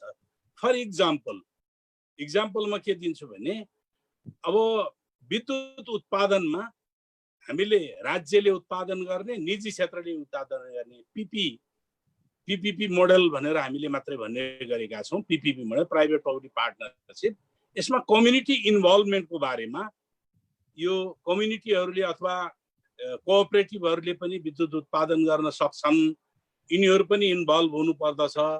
त्यसले सिङ्गो समाजलाई देश विकासमा सहभागी गराउन सक्दछ भन्ने प्रिन्सिपल यसले बोकेन कि त्यो एउटा मेरो कमेन्ट। दोस्रो, यो एउटा चाहिँ नि कम्पेरिटिभ डेभलपमेन्ट मोडल भनेर यसले चाहिँ नि यो कम्प्रिहेन्सिभ डेभलपमेन्ट मोडल भनेर यो विधेयक आएको छ। यो कम्प्रिहेन्सिभ वाटर युटिलाइजेसन पोलिसी नै बनेको छैन। अहिले दीपकजीले सुरुमा उठाउनु भयो र महत्त्वपूर्ण कुरा थियो भने विधेयक केका लागि अथवा यो ऐन केका लागि, र दोस्रो नियमन आयोग त बन्यो तर ऐनै नबनिकन नियमन आयोग कसरी बन्यो, यी यस्ता गम्भीर कुराहरू छन्। नियमन आयोग किन बन्यो भन्दा एमसीसी को दबावमा नियमन आयोग भयो। त्यो एग्रिमेन्टमा छ नियमन आयोग बनाउनु पर्ने कुरा। त्यस कारणले कानुन नबनिकन नियमन आयोग बनिसक्यो। यस्ता फल्टहरू छन्। अनि अर्को मैले के भन्न खोजेँ यसमा भन्दाखेरि उहाँले के अरे रत्न संसारजीले उठाउनुभएका अधिकांश कुरामा म सहमत छु। यो कम्प्रिहेन्सिभ डेभलपमेन्ट फ्रेमवर्क भन्ने कुनै अमेरिकन राष्ट्रपतिले ल्याएको थियो अरे। यो मलाई पठाएको टेक्स्टमा त्यो अमेरिकन राष्ट्रपतिको रेफरेन्स हालिएको छ। विधेयकमा त्यो कुनै पनि राष्ट्रपतिको रेफरेन्स हालिँदैन। त्यसको अब यो हाल्नु भने यो त हामीले आफूले आफ्नो मोडालिटी डेभलप कसरी गर्ने, comprehensive water resource utilisation policy ल्याउने भनेर आजभन्दा धेरै पहिले भनेको, अहिले 7 वर्ष भयो त्यसको युटिलाइजेसन पोलिसी चाहिँ नि अहिलेसम्म पास भएको छैन। मैले आज मात्रै खोजी गरेको के अरे ऊर्जा मन्त्रालयबाट क्याबिनेटमा पुगेको छ अरे, क्याबिनेटले अझैसम्म पास गरिसकेको छैन। त्यस कारण मैले यसको पहिलो कुरो त मैले एप्रोच चाहिँ नि यो ठिक ढङ्गले अहिलेको डिमान्ड अनुसारको एप्रोचमा आएन भन्ने मेरो भनाइ हो। अर्को, यसले पनि यो विधेयकले पनि के गरिदियो त भन्दाखेरि यो दलाल पुँजीलाई यति बेला गम्भीर रूपमा उठेको प्रश्न छ। दलाल पुँजीलाई निम्ता गर्ने कुरो यसले पनि गरेको छ। राष्ट्रिय पुँजीको विकास गर्नका निम्ति राष्ट्रिय उद्यमशीलतालाई, राष्ट्रिय उद्यमीहरूलाई जो अघि पनि उठाइएको छ, केही राष्ट्रिय उद्यमीहरूलाई प्राथमिकता दिनुपर्ने, उनीहरूलाई सहुलियत दिनुपर्ने, अधिकांश सहुलियत दिनुपर्ने, त्यो कुराहरूको चाहिँ नि यसमा त्यो अलि उठाइएको छैन जस्तो मलाई लाग्दछ। अर्को एउटा कुरा यहाँ आभासको रूपमा देखिएको छ। यो विद्युत प्राधिकरण हिजो जसरी निर्माण भएको थियो, आज विद्युत प्राधिकरणलाई अलिकति मोडर्नाइज गर्ने भन्ने कुरा योभन्दा अगाडि नै उठेको। मोडर्नाइज कसरी गर्ने त? विद्युत प्राधिकरणलाई त्यसलाई चाहिँ नि प्रशासनिक अथवा नीतिगत, प्रशासनिक, प्राविधिक आदि कुराहरूको अनुगमन गर्ने एउटा छाता अर्गनाइजेसनको रूपमा, त्योभन्दा बाहेक अरू त्यहाँ चाहिँ केही जस्तो इन्जिनियरिङ भयो, अनि के अरे ट्रान्समिसन भयो कम्पनी भयो, त्यस्तै गरिकन ट्रेडिङ कम्पनी भयो, यस्ता कम्पनीहरू निर्माण गरेर छाता अर्गनाइजेसनको रूपमा विकास गर्ने भनेर हामीले त्यो सोच बनाएको। तर यसलाई अनबन्डिङ गर्ने नाममा के गर्न खोजियो त भन्दाखेरि एमसिसी को एप्रोच छ। फेरि पनि यहाँ फेरि मैले देखिरहेको छु, एमसिसीले विद्युत प्राधिकरणलाई अहिलेको पोजिसनबाट, अहिलेको चाहिँ नि अवस्थाबाट त्यसलाई डिफङ गरेर त्यसलाई काम गर्न नसक्ने स्थितिमा बनाउन खोज्दैछ, किनभने यो कुरा पहिले नै आइसकेका कुराहरू थियो। त्यसैले मेरो एउटा टिप्पणी त्यसतिर जस्तो नीतिगत, प्रशासनिक, प्राविधिक र अनुगमनकारी केन्द्रीय छाता सङ्गठनको रूपबाट यसलाई बनाउने। अब हामी सङ्घीयतामा गएका छौँ, प्रदेश के अरे सङ्घ, प्रदेश र स्थानीय तहलाई कसरी समन्वय गर्ने भन्ने कुरा फेरि केन्द्रीय नीति चाहिन्छ। त्यसका निम्ति केन्द्रीय संरचना चाहिँ नि विद्युत प्राधिकरणको औचित्यता र आवश्यकता छ। अब के बन्न खोज्दैछ त भन्दाखेरि यो एमसिसी को एप्रोचबाट के बन्न खोज्दैछ भने यसलाई डिफङ गर्ने त्यो दिशामा जान खोजेको देख्दैछु मैले। अब अर्को, अब यो यसमा उत्पादन क्षेत्रमा कसरी लगानी गर्ने भन्ने कुराहरूको बारेमा अघि मैले भने, खालि विदेशी लगानी, विदेशी कस्तो प्रकृतिको G2G हो कि अथवा मल्टिनेसनल कर्पोरेसनको इन्भेस्टमेन्ट हो कि, त्यो कुराहरूको यहाँ उल्लेख छैन। त्यस्तो चिजहरू छैन। के छ त भन्दाखेरि विदेशीले पनि लगानी गर्ने, तर विदेशीले कतिपय स्थितिमा प्रतिस्पर्धा गर्नु नपर्ने भन्ने छ, जो लक्ष्मणजीले उठाउनु भयो, मलाई ठिक पनि लाग्यो। रत्न सञ्चारजीले पनि उठाउनु भएको थियो। हामीले नेपाली उद्यमीहरूलाई सहुलियत दिने हो, बढीभन्दा बढी सहुलियत नेपाली उद्यमी जसले राष्ट्रिय अर्थतन्त्रको विकासमा टेवा दिन्छ। राष्ट्रिय अर्थतन्त्र उनीहरूको इफिसियन्सी पनि डेभलप हुन्छ, विकास हुन्छ, क्षमता पनि उनीहरूको विकास हुन सक्छ। त्यसकारणले त्यो कुरा अब आन्तरिक रूपमा उत्पादन गर्नका निम्ति विभिन्न प्रकारका मोडेलहरू अख्तियार गर्ने, निजी क्षेत्र, सरकारी क्षेत्र भइहाल्यो, त्यसै निजी क्षेत्र भयो, निजी र सरकारी भयो, समुदाय भयो, जनताको पार्टिसिपेसन भयो, अर्थात् त्योभन्दा बाहेक विभिन्न कम्युनिटीहरू छन्, कम्युनिटी इन्भल्भमेन्टमा पनि यस्ता आयोजनाहरू सञ्चालन गर्ने ठुलो सानो आफ्नो ठाउँमा छ। त्यस्ता अर्को आयोजनामा लागत किन बढी हुन्छ त भन्दाखेरि एउटा कुरा त आयोजना एग्रिमेन्टमा नै थुप्रै कुराहरू गडबडी भइसकेका हुन्छ। लागत बढी हुने अर्को चिज के छ भने बेसिक इन्फ्रास्ट्रक्चर लागतमा जोडिन्छ। जुन कुरा डेभलपमेन्ट अथवा पूर्वाधार विकास, देशको पूर्वाधार विकासको अनिवार्य शर्त हो, त्यो अनिवार्य शर्तलाई राज्यले लिने हो भने आयोजनाको लगानीमा धेरै कमी आउन सक्छ। जस्तो सडक एक्सेस रोड भयो, ट्रान्समिसन लाइन चाहिँ त्यसको चाहिँ हबहरू निर्माण गर्ने कुराहरू भयो, के अरे सब स्टेसनहरू बनाउने कुराहरू भयो, यस्ता थुप्रै यस्ता कुराहरू छन् जसले विद्युतको लागतमा कमी आउँछ। त्यो लागतमा कमी आउँछ, त्यो कुराहरू गर्नका निम्ति राज्यले त्यस्तो व्यवस्थापन गर्नुपर्ने कुरा देख्दछु। तर यसले ती कुराहरूलाई एड्रेस गर्न सकिरहेको जस्तो देखाएको छैन। थुप्रै ठाउँहरूमा त्यसको ल्याप्सेसहरू छ। दिपकजीले भनेको किन ऐन के कामका लागि ऐन भन्ने प्रश्नले अलिक गम्भीर बनाइदिएको जस्तो मलाई लाग्दछ। त्यस्तै गरिकन अब अर्को के छ भन्दाखेरि अब यो विद्युतको अर्को चाहिँ महत्त्वपूर्ण कुरो, हामीले पेट्रोलियम प्रडक्ट अहिले एक थोपा पनि उत्पादन गर्दैनौँ। यसले त्यो सम्बोधन गर्नै पर्दथ्यो। पेट्रोलियम अथवा प्रोडक्टलाई प्रतिस्थापन गर्नका निम्ति 2 खरब 20 अरब बराबरको वार्षिक हामीले पेट्रोलियम आयात गर्ने गरेका छौँ। 2 खरब प्रारम्भमा हामीले त्यसमा थोरै गरौँला त्यसको कन्ट्रिब्युसन, तर बिस्तारै गर्दै जाँदाखेरि हामी झन्डै 50% यसको विद्युतीय उसबाट कन्ट्रिब्युसन गर्न सकिने कुराहरूमा पनि विकास गर्न सकिन्छ। त्यो दिशामा यसले बोल्दा पनि बोलेन, कहीँ पनि देखेको छैन। मैले यसका ल्याप्सेसहरूका कुरा मात्रै मैले उठाएको छु। यसले नयाँपन के अरे यो चाहिँ ऐनले एकदमै अहिलेको परिस्थितिको एकदम डाइनामिकली अगाडि बढ्नका निम्ति एकदम नयाँपन दिएको छ भन्ने मलाई लागेन, मलाई फिल भएन। यद्यपि मेरै पार्टीको नेतृत्वमा सरकार छ, मेरै पार्टीको बहुमतमा सरकार छ, फेरि पनि के देख्दछु भन्दाखेरि त्यो सरकारको गन्तव्य कार्यशैली संविधानले निर्देशित गरेको दिशातिर पनि देखिँदैन, पार्टीको घोषणापत्रको दिशातिर पनि देखिँदैन। त्यो हो मेरो टिप्पणीको प्रश्न। त्यस कारणले गर्दाखेरि त्यसका अतिरिक्त पनि हामी गरिबी निवारण केले गर्न सकिन्छ भन्दाखेरि विद्युत खपत वृद्धि गर्नका निम्ति राज्यको योजना बृहत योजना हुनुपर्दछ। जुन मुलुकले विद्युत बढी खपत गरेको छ अथवा उपभोग गरेको छ त्यो मुलुकमा गरिबी कम छ अथवा त्यो मुलुक धनी बनेको छ।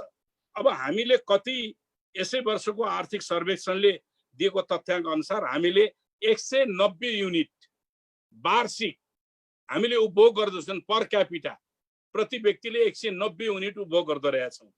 यहीँनिर इन्डियाले 1180 युनिट उपभोग गर्छ, चाइनाले 5200 युनिट उपभोग गर्छ र साउथ कोरियाले 2014 को तथ्याङ्कमा 10,500 युनिट उपभोग गर्दछ।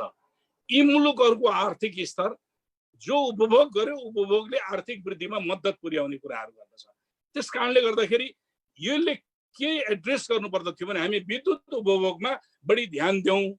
यहाँ कता कता निर्यातको कुरा बढ्ता आउन थाल्यो क्या, उत्पादन गर्ने निर्यात गर्ने भन्ने कुराहरू पनि आउन थाल्यो, व्यापार गर्ने कुरा आउन थाल्यो।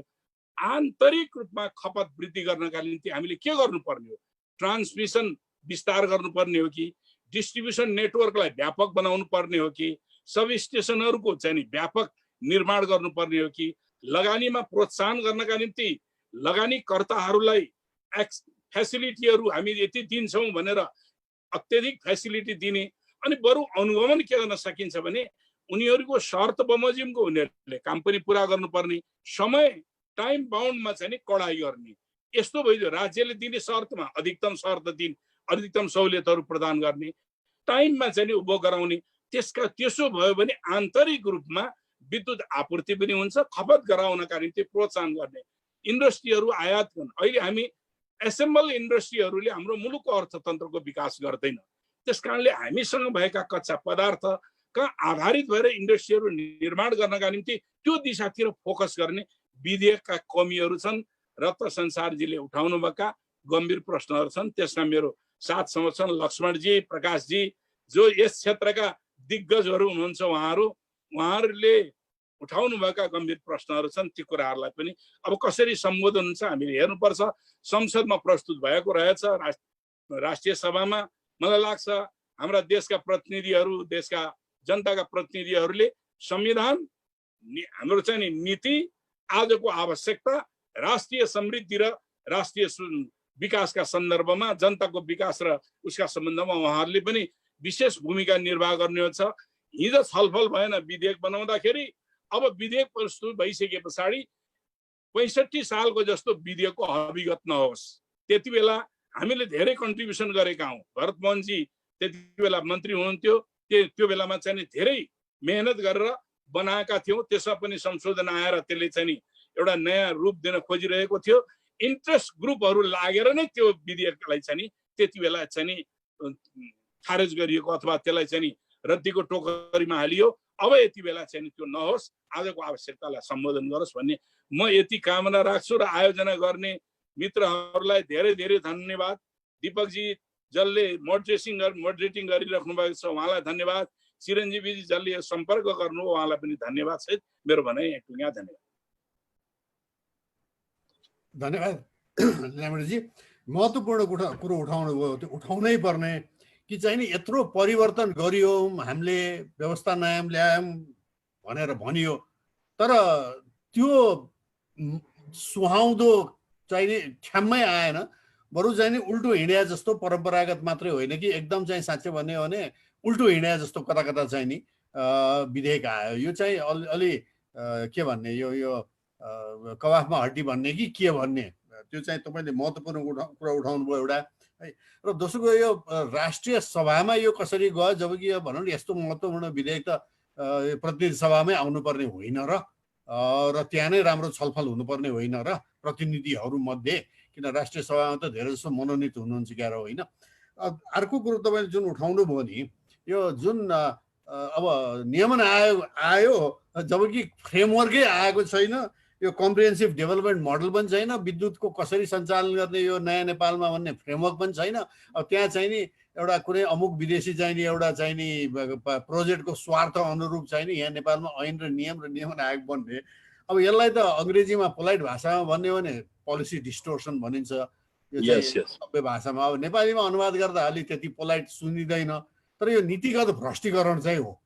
सही हो। अनुवाद चाहिँ खै अरू खोजौँला, विकृति, डिस्टोर्सनको विकृति, एकदम विकृति आयो। अब त्यसैले तपाईँले उठाइदिनु। अब हामी चाहिँ नि अब छलफल जान्छौँ। म पहिलो के गर्छु भनेदेखि यहाँ चाहिँ नि 2-3 आइसकेका छ च्याटमा पनि।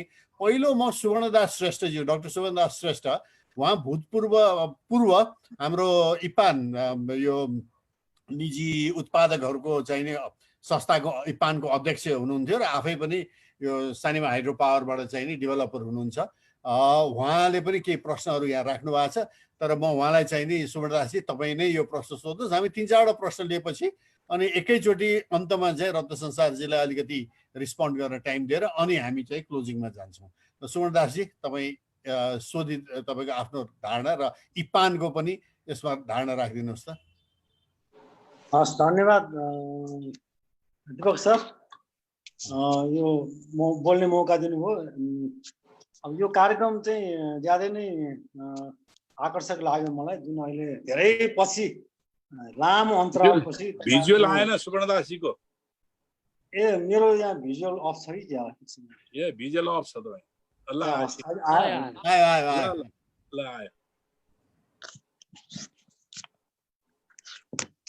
हजुर, अनि मलाई चाहिँ अब यो धेरै लामो अन्तरालपछि जुन एउटा विद्युत अहिले राष्ट्रसभामा प्रस्ताव गरिएको विद्युत ऐन को विषयमा जुन छलफल गर्नुभयो दीपक सरहरू, रत्न संसार सरहरू अनि अरू मान्यजनहरूबाट, अब यो एउटा चाहिँ एकदमै राम्रो लाग्यो भनौँ होइन। र मलाई यसमा के कुरा भन्न मन लाग्यो भने रत्न संसार दाइलाई केही मेरो जिज्ञासा राख्नुभन्दा पहिला सबभन्दा हाम्रो असन्तोष एउटा चाहिँ यो पर्याप्त मात्रामा चाहिँ स्टेक होल्डरसँग छलफल हुन चाहिँ पाए चाहिँ यो चाहिँ एउटा एकदमै जस्तो योभन्दा पहिला अघि सरले भन्नुभयो, जुन बेलामा म नै इपानको अध्यक्ष थिएँ त्यो बेलामा हाम्रो मन्त्रीज्यू गोकर्ण विष्टजी मन्त्रीज्यू हुनुहुँदाखेरि चाहिँ यो पनि त्यो बेलामा पनि प्रतिनिधि सभासम्म पुगेको थियो है। त्यस बेलाको प्रतिनिधि सभा भनौँ या यो त्यस बेलाको सभामा। अनि त्यो बेलामा चाहिँ उहाँले भन्नुभएको 142वटा जुन संशोधन पेश गरेको थियो त्यसमा करिब 39वटा जस्तो लाग्छ मलाई होइन, त्यो इपालले पनि पेश गरेको थियो होइन। अनि पछि चाहिँ धेरै संशोधन भएपछि त्यो उहाँले फिर्ता नै लिनुभयो, त्यसलाई पास भएन त्यो सभाबाट होइन। अनि फिर्ता नै लिनुभयो। त्यसपछि यो चाहिँ अब यतिकै बाहिर बसिरहेको थियो र अहिले आएर चाहिँ 81 पर्याप्त मात्रामा छलफल नभइकन जाँदाखेरि चाहिँ अब यसमा धेरै कुराहरू चाहिँ यसमा चाहिँ धेरै कुराहरू अपु चाहिँ हामीले पनि महसुस गरेछौँ र त्यस विषयमा अहिले पनि हामीले संशोधनका प्रस्ताव केही हामीलाई इपानको तर्फबाट त अहिले म इपानमा अब डाइरेक्ट इन्भल्भ नभए पनि इपानमा हाम्रो अहिलेको वर्तमान पदाधिकारी वर्तमान अध्यक्षहरूले पनि आफ्ना संशोधन कुराहरू चाहिँ पेश गर्नुभएको थियो होइन। र यो चाहिँ मलाई पहिलो कुरा त्यसैले यो चाहिँ अलिकति पर्याप्त छलफल गरेर लानुपर्छ भन्ने एउटा मलाई एउटा लागिरहेछ होइन। र यसमा अब यो अब एउटा रत्नसार दाइले एकदम र अरू म्यानेजरहरूले चाहिँ एकदमै मेन पोइन्टहरू यहाँले फोकस गर्नुभयो। जस्तो अब मैले चाहिँ यो अहिलेको मेन सङ्घ प्रदेश र स्थानीय निकाय जब आइसक्यो, गणतन्त्र आइसकेपछिको अवस्थामा त्यसलाई सुहाउँदो खालको र त्यसलाई सम्बोधन गर्ने र त्योसँग कम्प्याटेबल हुने चाहिँ एन चाहिँ आउनुपर्छ भन्ने मेरो एउटा धारणा हो, जुन चाहिँ मलाई लाग्छ त्यो अलिकति यसमा चाहिँ त्यो कुराहरू आइरहेको छैन भन्ने मलाई लाग्छ होइन। दोस्रो कुरा भनेको हजुरहरूले पनि उठाउनु भयो, अब यो प्रतिस्पर्धाको कुरा एकदम हामीले त्यो एकदमै मार्क गरेको कुरा हो। जस्तो निजी क्षेत्र, हामी स्वदेशी निजी क्षेत्रहरूले चाहिँ प्रतिस्पर्धा बाहेक अरू उपाय हुँदैन भने अब विदेशी निजी क्षेत्र अथवा अन्यहरू चाहिँ प्रत्यक्ष रूपमा पनि अनुमति पत्र पाउने व्यवस्था छ भन्ने कुरा पनि यसमा परेको छ। त्यो कुरामा पनि हाम्रो अलिकति चाहिँ रिजर्भेसन छ भने अर्को कुरा चाहिँ यो अनुमति पत्र खारेजी सम्बन्धी पनि त्यहाँ चाहिँ अलिक प्रष्ट कुरा बोलिएको छैन। त्यो यदि ल खारेज कुनै कारणले भयो भने त्यो बेलासम्म गरेको अध्ययनको चाहिँ एउटा कस्ट अफ टर्मिनेसन के हुने हो भन्ने कुरा पनि त्यो कुराहरू पनि त्यहाँ चाहिँ बोलिएको छैन होइन। त्यस कारणले गर्दाखेरि चाहिँ अब यहाँ त अब धेरै कुराहरू अहिले अब कस्तो भएर आयो भने अब हामी संहितामा गयौँ। अब अघि लक्ष्मण सरले पनि भन्नुभयो होइन। अब पहिला त हामीले हाम्रो सङ्घहरू, हाम्रो प्रदेशहरू, हाम्रो स्थानीय निकायहरूलाई पहिला यो विषयमा चाहिँ एजुकेट गर्नु पर्यो। हाइड्रो पावरको लाइसेन्स, हाइड्रो पावर भनेको विशुद्ध टेक्निकल कुरा पनि भयो होइन। फाइनेन्सियल पार्ट त हाम्रो ठाउँमा छ होइन, टेक्निकल कुरा भनेको टेक्निकल मान्छेहरूको आवश्यकता पर्छ। त्यस कारणले त्यो कुन कति मेगावाटसम्म कसलाई अधिकार दिने भन्ने कुरामा पनि अब रिभरको कुराहरू आउँछ।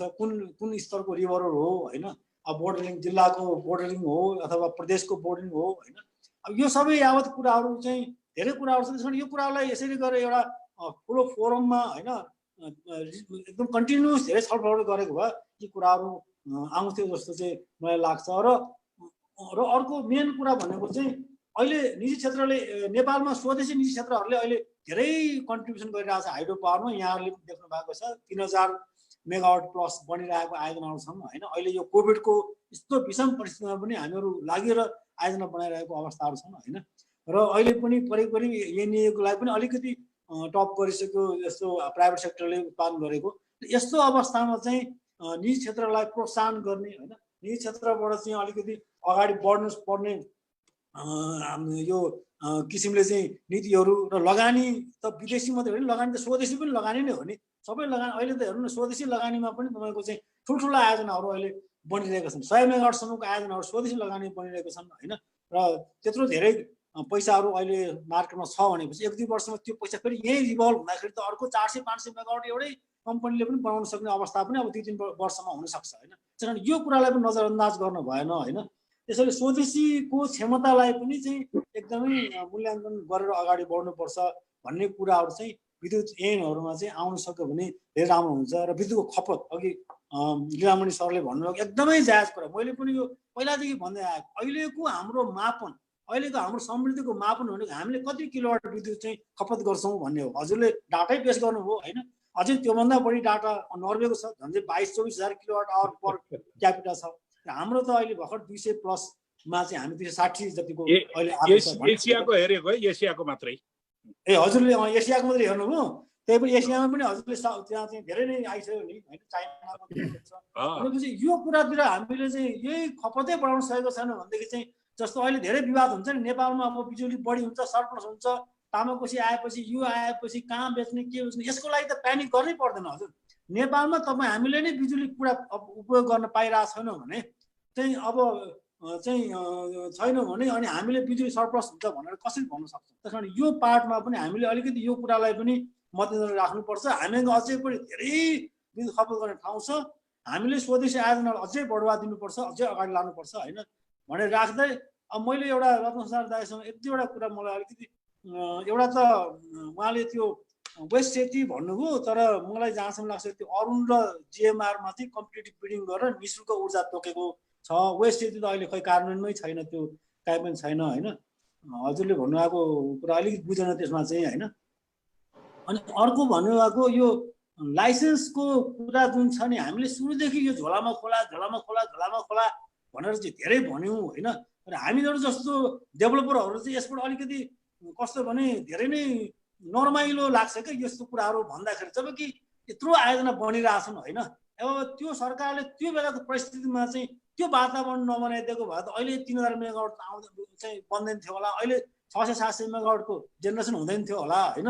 अनि फेरि यो त कम्पनीको रुल्स अनुसार अब कसैले लाइसेन्स लियो अनि भोलि प्रोजेक्ट इम्प्लिमेन्ट गर्ने बेलामा उसले सेयर बेच्छ होइन, खरिद बिक्री हुन्छ, यो त जनरल रुल होला नि त। अनि त्यो जनरल रुलमा फेरि बिक्री वितरणै गर्नु पाउँदैन भन्ने हुँदाखेरि चाहिँ यो चाहिँ अलिकति कडा एकदमै सेन्टिमेन्टल भ्यालुमा गयो कि जस्तो मलाई चाहिँ लाग्यो होइन। त्यसरी एकदम रेस्ट्रिक्सन गर्न त हुँदैन। जस्तो एउटा गाइडलाइन्स बनाएर सर्टेन निश्चित प्रक्रियासम्म चाहिँ पुर्याउँदाखेरि चाहिँ यसो गर्नुपर्छ होइन। जस्तो अहिले पनि यति मेगावाटसम्मको नेटवर्क देखाउनु पर्ने, बनन 10% यति नेटवर्क देखाउनु पर्ने आदि इत्यादि कुराहरू अहिले पनि छन् होइन। लाइसेन्स फी पनि अहिले बढाएर एकदमै अहिले चाहिँ त्यो वातावरण नहुने वातावरण अहिले अब मिनिमम पनि 20 लाख रुपियाँ छ लाइसेन्स फी होइन, 5 मेगावाटसम्म कि 20 लाख जस्तो लाग्छ मलाई होइन।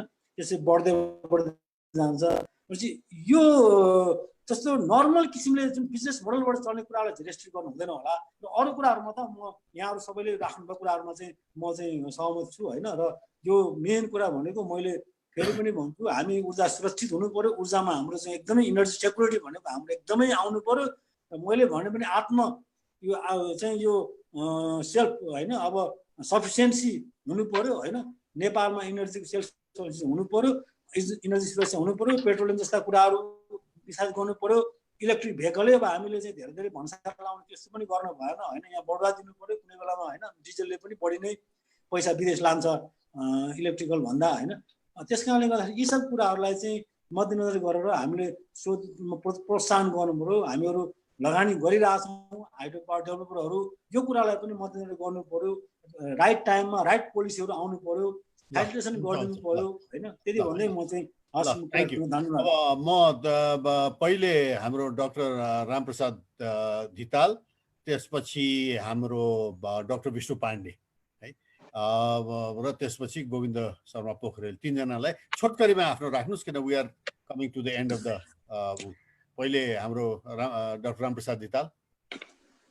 हुन्छ, धन्यवाद दिपक सर। म इलेक्ट्रिसिटी रेगुलेटरी कमिसनमा काम गर्छु, तर अहिले चाहिँ म खालि यो जिज्ञासुको रूपमा मात्रै यहाँ मेरो चाहिँ भनाइरहेको छु। धेरै कुराहरू आयो लीलामणि सरको, यहाँहरू सबैको कुराहरू आयो। यो अलिकति चाहिँ रेगुलेटरी कमिसनको चाहिँ तपाईँको मा पनि थोरै मैले अलिकति यो, किनभने योसँग इन्टर रिलेटेड चिज भएको हुनाले मैले राख्छु। तर रत्न संसार सरले अघि प्रेजेन्ट गर्नुभयो किन यो विद्युत ऐन आयो होला। यद्यपि म आज चाहिँ मतलब डिफेन्ड गर्ने हिसाबले होइन कि, तर यसको रिजनिङको बारेमा थोरै मैले एउटा, उहाँले चाहिँ सरले भन्नुभयो साह्रै राम्रो पोइन्ट, लिस्ट कस्ट डेभलपमेन्ट र टाइमली कम्प्लिसन, यो दुईटा चिज चाहिँ महत्त्वपूर्ण थियो। सायद यो विद्युत ऐनले चाहिँ अलिकति यो झोलामा चाहिँ खोलाकोलाई चाहिँ रोक्ने, त्यसै गरी चाहिँ यो पार्टिसिपेट के अरे कम्पिटिसनलाई अलिकति बढावा दिने, र यदि सर्टेन टाइमभित्र चाहिँ उसले प्रोजेक्ट कम्प्लिट गरेन भने, यद्यपि त्यहाँ सुवर्ण सरले भनिसक्नुभयो कम्पेन्सेसनको कुराहरू त्यहाँनिर आउनुपर्छ, भएन भनेदेखि त्यो बास्केटमा ल्याउने। र अर्को एउटा महत्त्वपूर्ण कुरो चाहिँ अहिले लीलामणि सरले पनि त्यहाँ अलिकति टच गर्नुभयो, यो इन्स्टिट्युसनल रिफर्मको बारेमा चाहिँ आउनु खोजेको छ। सायद 49को चाहिँ ऐन, 49को नीति, 56को नीति र तपाईँ यहाँहरूले चाहिँ सुरु गरेको 65को चाहिँ विधेयक लाई समेत आधार मानेर यो आएको होला। यसले के गर्न खोज्यो भने म नै सिस्टम अपरेसन पनि मैले लिने, के अरे ट्रान्समिसन पनि मैले लिने, जेनेरेसन पनि मैले गर्ने, र विद्युत मैले किन्ने, र साथसाथै ट्रेडिङ पनि मैले गर्ने भन्दाखेरि अलिकति यो नेचुरल चाहिँ कम्पिटिटिभ इन्भाइरोमेन्ट हुँदैन होला भन्ने हिसाबले सायद यो अलि धेरै चाहिँ यो किसिमले चाहिँ इन्स्टिट्युसनल रिफर्मको हिसाबले आयो होला। त्यो आइरहँदाखेरि मैले विद्युत यो नियमन आयो, यो पनि वास्तवमा ऐनबाट नै आयो होइन। त्यो ऐनले के भन्यो भन्दाखेरि चारवटा चिजमा, अघि हामीले धेरै कुराहरू गऱ्यौँ, यो सुरक्षित के अरे ऊर्जा सुरक्षाको बारेमा, यो चाहिँ नि रिलायबिलिटीको बारेमा, एडिक्वेसीको बारेमा, त्यस पछाडि चाहिँ इन्डिपेन्डेन्सीको बारेमा कुराहरू आयो। यो आइरहँदाखेरि चाहिँ यो प्राविधिक क्षेत्रमा कसरी चाहिँ त्यसलाई चाहिँ जस्तो बिजुली गयो, बिजुली जाँदाखेरि कति टाइमभित्र चाहिँ तपाईँको चाहिँ सर्भिस प्रोभाइडरले त्यसलाई रिस्टोर गरिदिनु पर्ने हो, रिस्टोर गरेन भने उसको कन्सिक्वेन्स के हुने हो होइन। यो किसिमको चाहिँ एउटा टेक्निकल रेगुलेसन हो। अर्को चाहिँ हामीले बिजुलीको बिल तिर्छौँ, त्यसै गरी उत्पादकले चाहिँ बिजुलीको उत्पादन गरेको लागतको कस्ट त उसले पाउनु पर्यो जेनेरेसन ट्यारिफमा, त्यसै गरी डिस्ट्रिब्युसन ट्यारिफमा, ट्रान्समिसन ट्यारिफ अहिले चाहिँ तपाईँको चाहिँ ओपन एक्सेसको ठुलो समस्या छ। त्यहाँ चाहिँ तपाईँको चाहिँ यो परिवहनको चार्ज कसले तोकिदिने, त्यसै गरी ट्रेडमा होइन, ट्रेड हामीले चाहिँ गर्छौँ भनिरहेछौँ तर त्यसको रेट कसले तोकिदिने, त्यसमा इकोनोमिक रेगुलेसनको पनि कहीँ न कहीँ जरुरी थियो। त्यो जरुरी भएको हुनाले हिजो हामीसँग ट्यारिफ कमिसन थियो, एकदमै केवल उपभोक्ताको महसुलको लागि मात्रै उसले काम गरिदिन्थ्यो। त्यस पछाडि अर्को थर्ड चाहिँ अहिले धेरै कुरा आज मैले एउटा पढ्दै थिएँ, हाम्रो होल हाइड्रो पावर धेरै सिक भयो। अनि सेयर मार्केटमा चाहिँ हेर्नु भनेदेखि हाम्रो रत्न सरहरू चाहिँ धेरै यसमा धेरै थाहा छ। अहिले चाहिँ 50देखि 100 रुपियाँ भन्दा त धेरैको छ कम होइन। अस्तितिर चाहिँ एउटा विजयमान सरलाई नै कोट गरेर पनि एउटा चाहिँ फिचर आर्टिकल पनि आएको थियो नागरिकमा कि केमा जस्तो लाग्छ। भनेपछि कहीँ कतै हाम्रो चाहिँ गभर्नेन्सको पार्ट हो, सुशासनको पार्ट हो चाहिँ तपाईँको चाहिँ पब्लिक सेक्टरमा, प्राइभेट सेक्टरमा, यो सबैतिर छ। कसरी how do we regulate this things, जसले गर्दाखेरि सेक्टर चाहिँ अलिकति चाहिँ एउटा चाहिँ राम्रो होस्। र अर्को महत्त्वपूर्ण कुरो चाहिँ उपभोक्ताको अधिकार, यहाँहरू सरहरूले चाहिँ धेरै चाहिँ एडभोकेसी गरिरहनु भएको छ। हु इज गोइङ टु प्रोटेक्ट यो चाहिँ कन्ज्युमर्स राइट, त्यसो भएको हुनाले यो एउटा राम्रै फिलोसफी। यद्यपि राम्रो फिलोसफीमा अघि चाहिँ लीलामणि सरले भन्नुभयो अब अरू कसको इन्ट्रेस्ट छ हामीलाई थाहा भएन, तर पनि यो एउटा रेगुलेटरी कमिसनको फिलोसफी चाहिँ वर्ल्ड वाइड हामीले तपाईँको चाहिँ एकदम कन्ट्रोल इकोनोमी भएको देश अथवा लिबरल इकोनोमी भएको देश, तपाईँको सिङ्गापुर हेर्नुहोस् अथवा भुटान हेर्नुहोस् अथवा इन्डिया हेर्नुहोस् होइन, बङ्गलादेश, श्रीलङ्का, वेरिभर, त्यसो ठाउँमा चाहिँ यो रेगुलेसन चाहिँ इन्डिपेन्डेन्ट रेगुलेसनको जरुरी रहेछ। त्यो इन्डिपेन्डेन्ट रेगुलेसन भयो भने चाहिँ उपभोक्ताको पनि अधिकार सुनिश्चित हुने। त्यसै गरी चाहिँ सुमणिजीहरू जस्तो जसले इन्भेस्ट गर्छ उहाँहरूको चाहिँ इन्भेस्टमेन्टलाई पनि चाहिँ सेक्योर गरिदिने, कहीँ न कहीँ गरिदिने वातावरण पर्यो। तपाईँ हामीले तिर्ने बिजुलीको बिलको पनि हाम्रो चाहिँ तपाईँको चाहिँ कस्टलाई चाहिँ भ्यालु गरिदिने। अनि त्यस पछाडि अर्को एउटा चाहिँ महत्त्वपूर्ण कुरो अहिले धेरै हजुरहरूले देख्नुभएको छ विवाद छ उपभोक्ता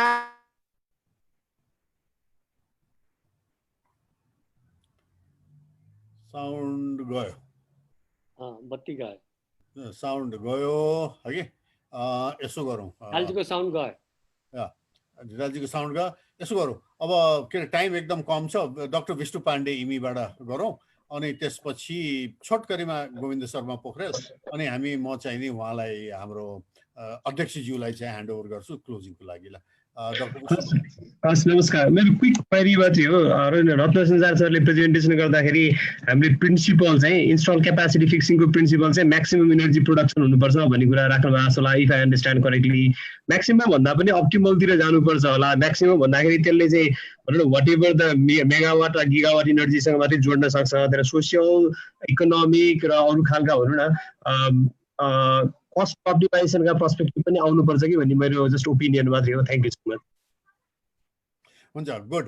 अब छोटकरीमा गोविन्द अनि त्यसपछि रत्न संसारजीले छोटो रिस्पोन्ड गर्नुहुन्छ अनि हामी क्लोजिङमा जान्छौँ। Thank you Deepak. यहाँ भन्दा त यो के छ भने विधेयकको मैले सबै विधेयक त पढाएको छैन, तर रत्न संसारजीले प्रेजेन्ट गरेको सुन्दाखेरि चाहिँ हामी डोकोको बारेमा कुरा गरिरहेका छौँ। डोकोको पाल गरेर कसले सक्ला र होइन, त्यही पनि 3-4वटा पल चाहिँ म कुरा गर्छु है। सबभन्दा पहिलो कुरो त के हो भने पोहोर साल 2075 सालमा ऊर्जा मन्त्रालयले श्वेत पत्र जारी गरेको छ। त्यो श्वेत पत्र र यो अहिलेको विधेयकको केही सम्बन्धै छैन। श्वेत पत्र आफ्नै तालमा हिँडेको छ, यो आफ्नै तालमा हिँडेको छ। So it's not a well prepare document मैले हेर्दाखेरि है। यसमा चाहिँ नि सबैभन्दा मलाई खर्चको चिज के हो भने पानीको बहुआयामिक प्रयोग गर्ने मल्टिपर्पज युज अफ वाटरको कुरो गर्छ, कसरी मल्टिपर्पज गर्ने त भनेर भन्दैन। जबकि बुढी गण्डकीको चाहिँ रेगुलेटेड वाटरलाई हेरेर इन्डियाले चाहिँ नि हाम्रो नेपाल इन्डिया बोर्डरको करिब 30 किलोमिटर तर चाहिँ त्यो इनल्यान्ड पोर्ट बनाउँदैछ, उसमा त मल्टिपर्पज युज हुने भयो। हामी कहाँ चाहिँ त्यो सिँचाइ गर्नुपर्छ, त्यसले चाहिँ अलिकति उत्पादन बढाउनुपर्छ भन्ने पनि हामी कहाँ कतै पनि त्यसको चाहिँ काम भएको छैन। तेस्रो कुरो चाहिँ के हो भनेदेखि यो अब आएर छ नि हामी महाकाली ट्रिटी गरेको 1996 मा, आज कति 24-25 वर्ष भयो। 25 वर्षसम्म पनि 6 महिनामा गर्छु भनेको काम सम्पन्न नभएको ट्रिटीहरूलाई कसरी हामीले ट्रिट गर्ने, कसरी क्यान्सल गर्ने, अब नल एन्ड भोइड गर्ने भन्नेमा केही न केही चिज त्यसमा आउनुपर्छ। यो तातोना भुत्लाको चिजहरू हुनुभन्दा है त्यो एउटा इम्पोर्टेन्ट चिज छुटे जस्तो लाग्छ मलाई है। र यसले चाहिँ के छ भने परम्परागत मैले जागिर खाँदाखेरि के भन्थ्यो भनेदेखि नेपालको बिजुली इन्डियामा बेचेर पैसा कमाउने भन्थे। आज यो सब जो विधेयकमा पनि त्यही कुरो देख्दैछु आफ्टर मोर देन 40 इयर्स है। यो इन्डियामा बत्ती बेच्ने पैसा कमाउने, इन्डियाबाट बत्ती बेचेर पैसा कमाउने होइन। सकेसम्म हाम्रो कन्जम्सन बढाएर हाम्रो स्ट्यान्डर्ड अफ लिभिङ बढाउनु भन्ने चाहिँ नै कोही पनि आएन। खालि हामी चाहिँ त्यही इन्डियनहरूले सिकाएको जुन कोलोनियल मोडल थियो त्यही कोलोनियल मोडलको पछि आजसम्म लागिरहेका छौँ। कस्तो कस्तो रुन मन लाग्ने कुरा है। अर्को कुरो के छ भने हाम्रो साथीहरू इन्डिपेन्डेन्ट पावर प्रोड्युसरहरू जहिले पनि कुरा गर्दाखेरि हाम्रो कन्ट्रिब्युसन यति भयो, अब 3000 मेगावाट चाहिँ बत्ती आउँदैछ होइन, अब त्यत्रो धेरै हामीले गर्यौँ भन्ने कुराहरू एकातिर उहाँहरूले भन्नुहुन्छ, एकदम करेक्ट हो उहाँहरूले भनेको कुराहरू। तर अर्कोतर्फ मैले के देख्दैछु भनेदेखि त्यो बर्खाको बेलामा 3000 मेगावाट आउँदाखेरि हामी कहाँको डिमान्ड चाहिँ 1000 मेगावाट मात्रै छ। 2000 मेगावाट के गर्ने र चाहिँ नि हिउँदको बेलामा त्यो 3000 मेगावाटको 600-700 मेगावाट मात्रै जेनेरेसन हुन्छ। अर्को 300-400 मेगावाट त हामीले इन्डियामै डिपेन्डेन्ट भएर बस्नुपर्छ नि त हाम्रो लोड सेडिङ मिट गर्नको लागि, हाम्रो त्यो डिमान्ड फुलफिल गर्नलाई। त्यो इक्वेसन त्यो सप्लाई एन्ड डिमान्डको इक्वेसन चाहिँ अहिलेसम्म कसैले हेरेर यसले कतै केही पनि बोल्दैन है। खालि यसले चाहिँ नि इन्डियाबाट चाहिँ बत्ती ल्याएर हामी कहाँ लोड सेडिङ सिधायो, थपडी खायो, त्यतिमै सिधाएको जस्तो मात्रै लाग्छ है। अरू थुप्रो चिजहरू छन्, अब ती सबै चिजहरू म भन्दिनँ है। अनि यो झोलामा खोलाको कुरा पनि यो पुरानै कुरा हो, जहिले पनि आइराख्ने चिजहरू हो है।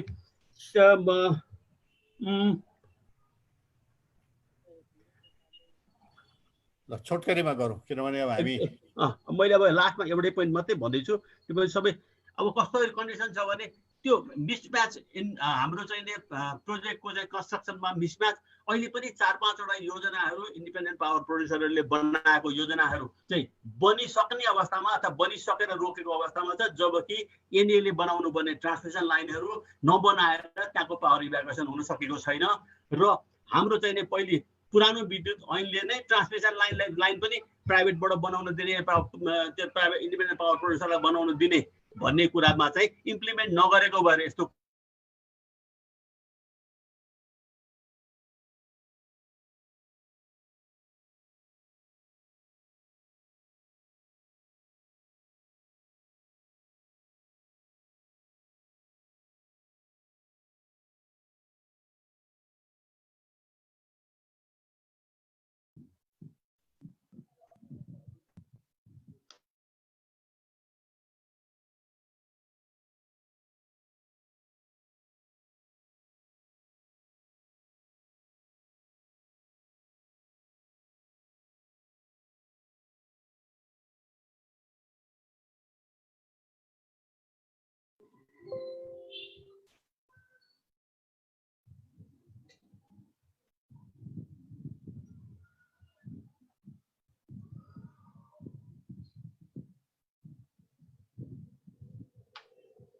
अघि हराएको थियो, अहिले फेरि आयो, सुनिन्छ?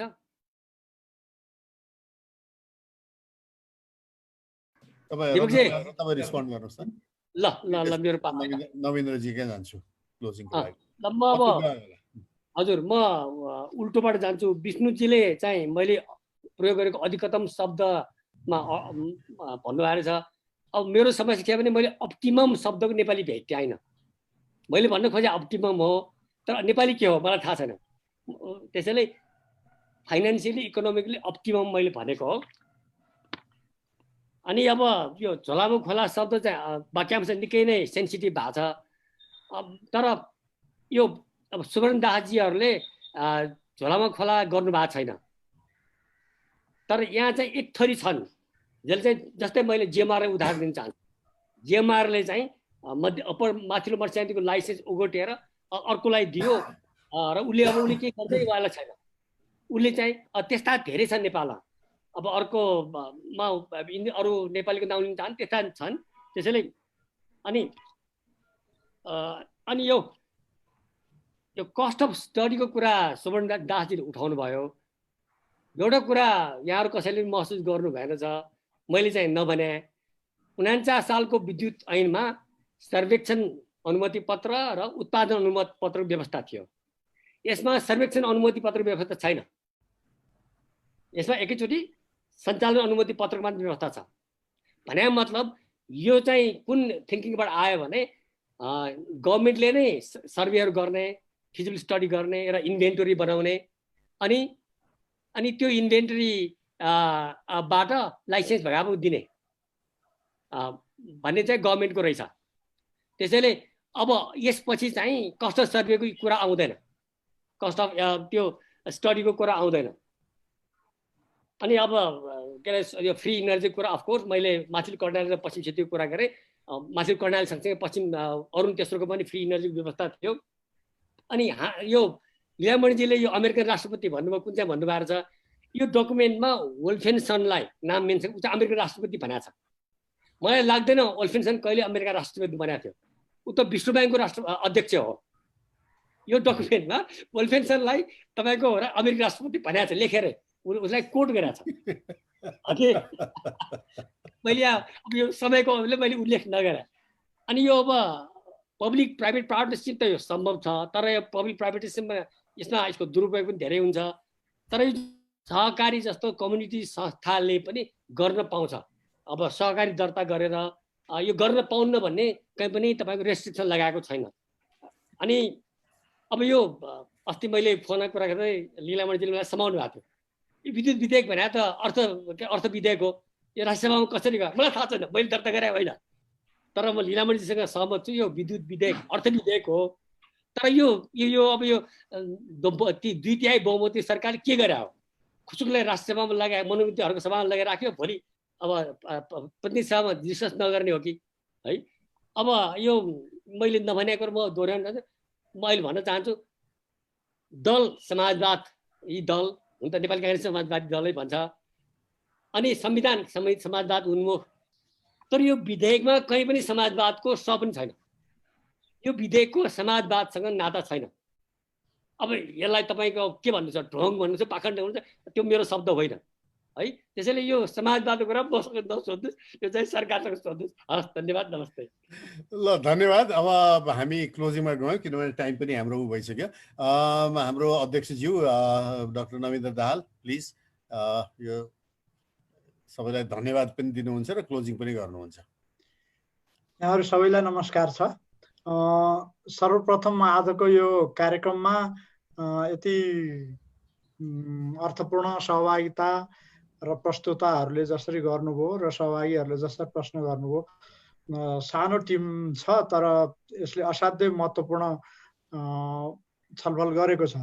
नयाँ जलविद्युत ऐन 2077मा रत्न संसार सरले एकदमै छोटकरीमा टु द पोइन्ट डिस्कसनमा चाहिने पार्ट मात्र प्रस्तुत गर्नुभएको छ, जुन चाहिँ क्रिटिकल पार्ट मात्रै, त्यो जनरलतिर जानुभएको छैन।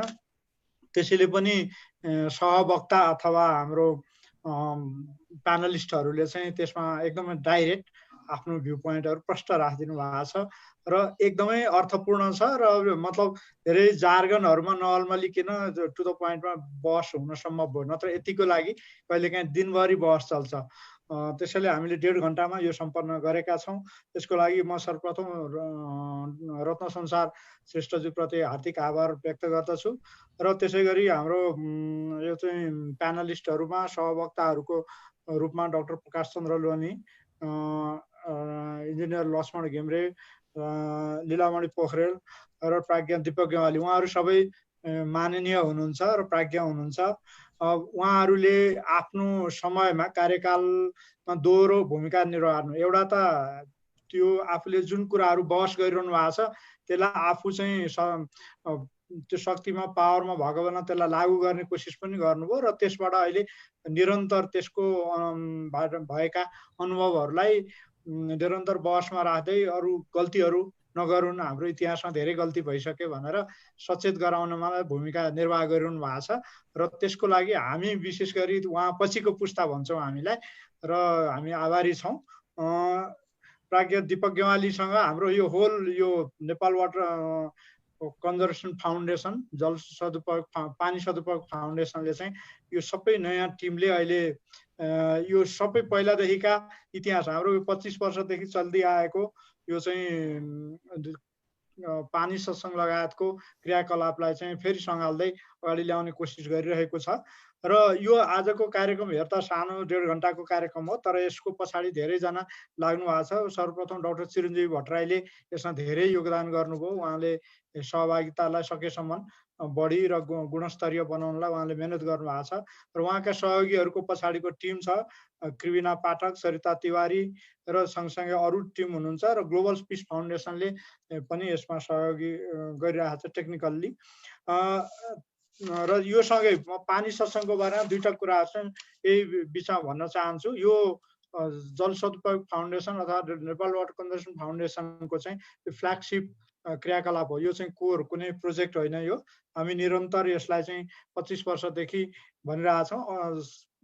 यो सत्सङ्गै के हो भन्ने कतिलाई त अल्मलिनुहुन्छ। सत्सङ्ग भनेको चाहिँ असल सङ्गत हो सोझो भाषामा भन्दाखेरि, तर असल बहस र छलफल र निचोडहरू चाहिँ सुसूचित भएर गर्नुपर्छ भन्ने हाम्रो पहिलेदेखिको मान्यतालाई व्यवहारमा कसरी लाने भन्दाखेरि चाहिँ प्रोजेक्ट प्रोग्रामहरू जति पनि हुन सक्छन् ती सर्टेन निश्चित स्रोत साधन समयपछि सकिन्छन्, तर यो सुसूचित हुने बहस चाहिँ निरन्तर जारी हुनुपर्छ र त्यो पानीको केन्द्रबाट हेऱ्यो भने यो राष्ट्रिय स्तरमा नेपाल जस्तो संवेदनशील भू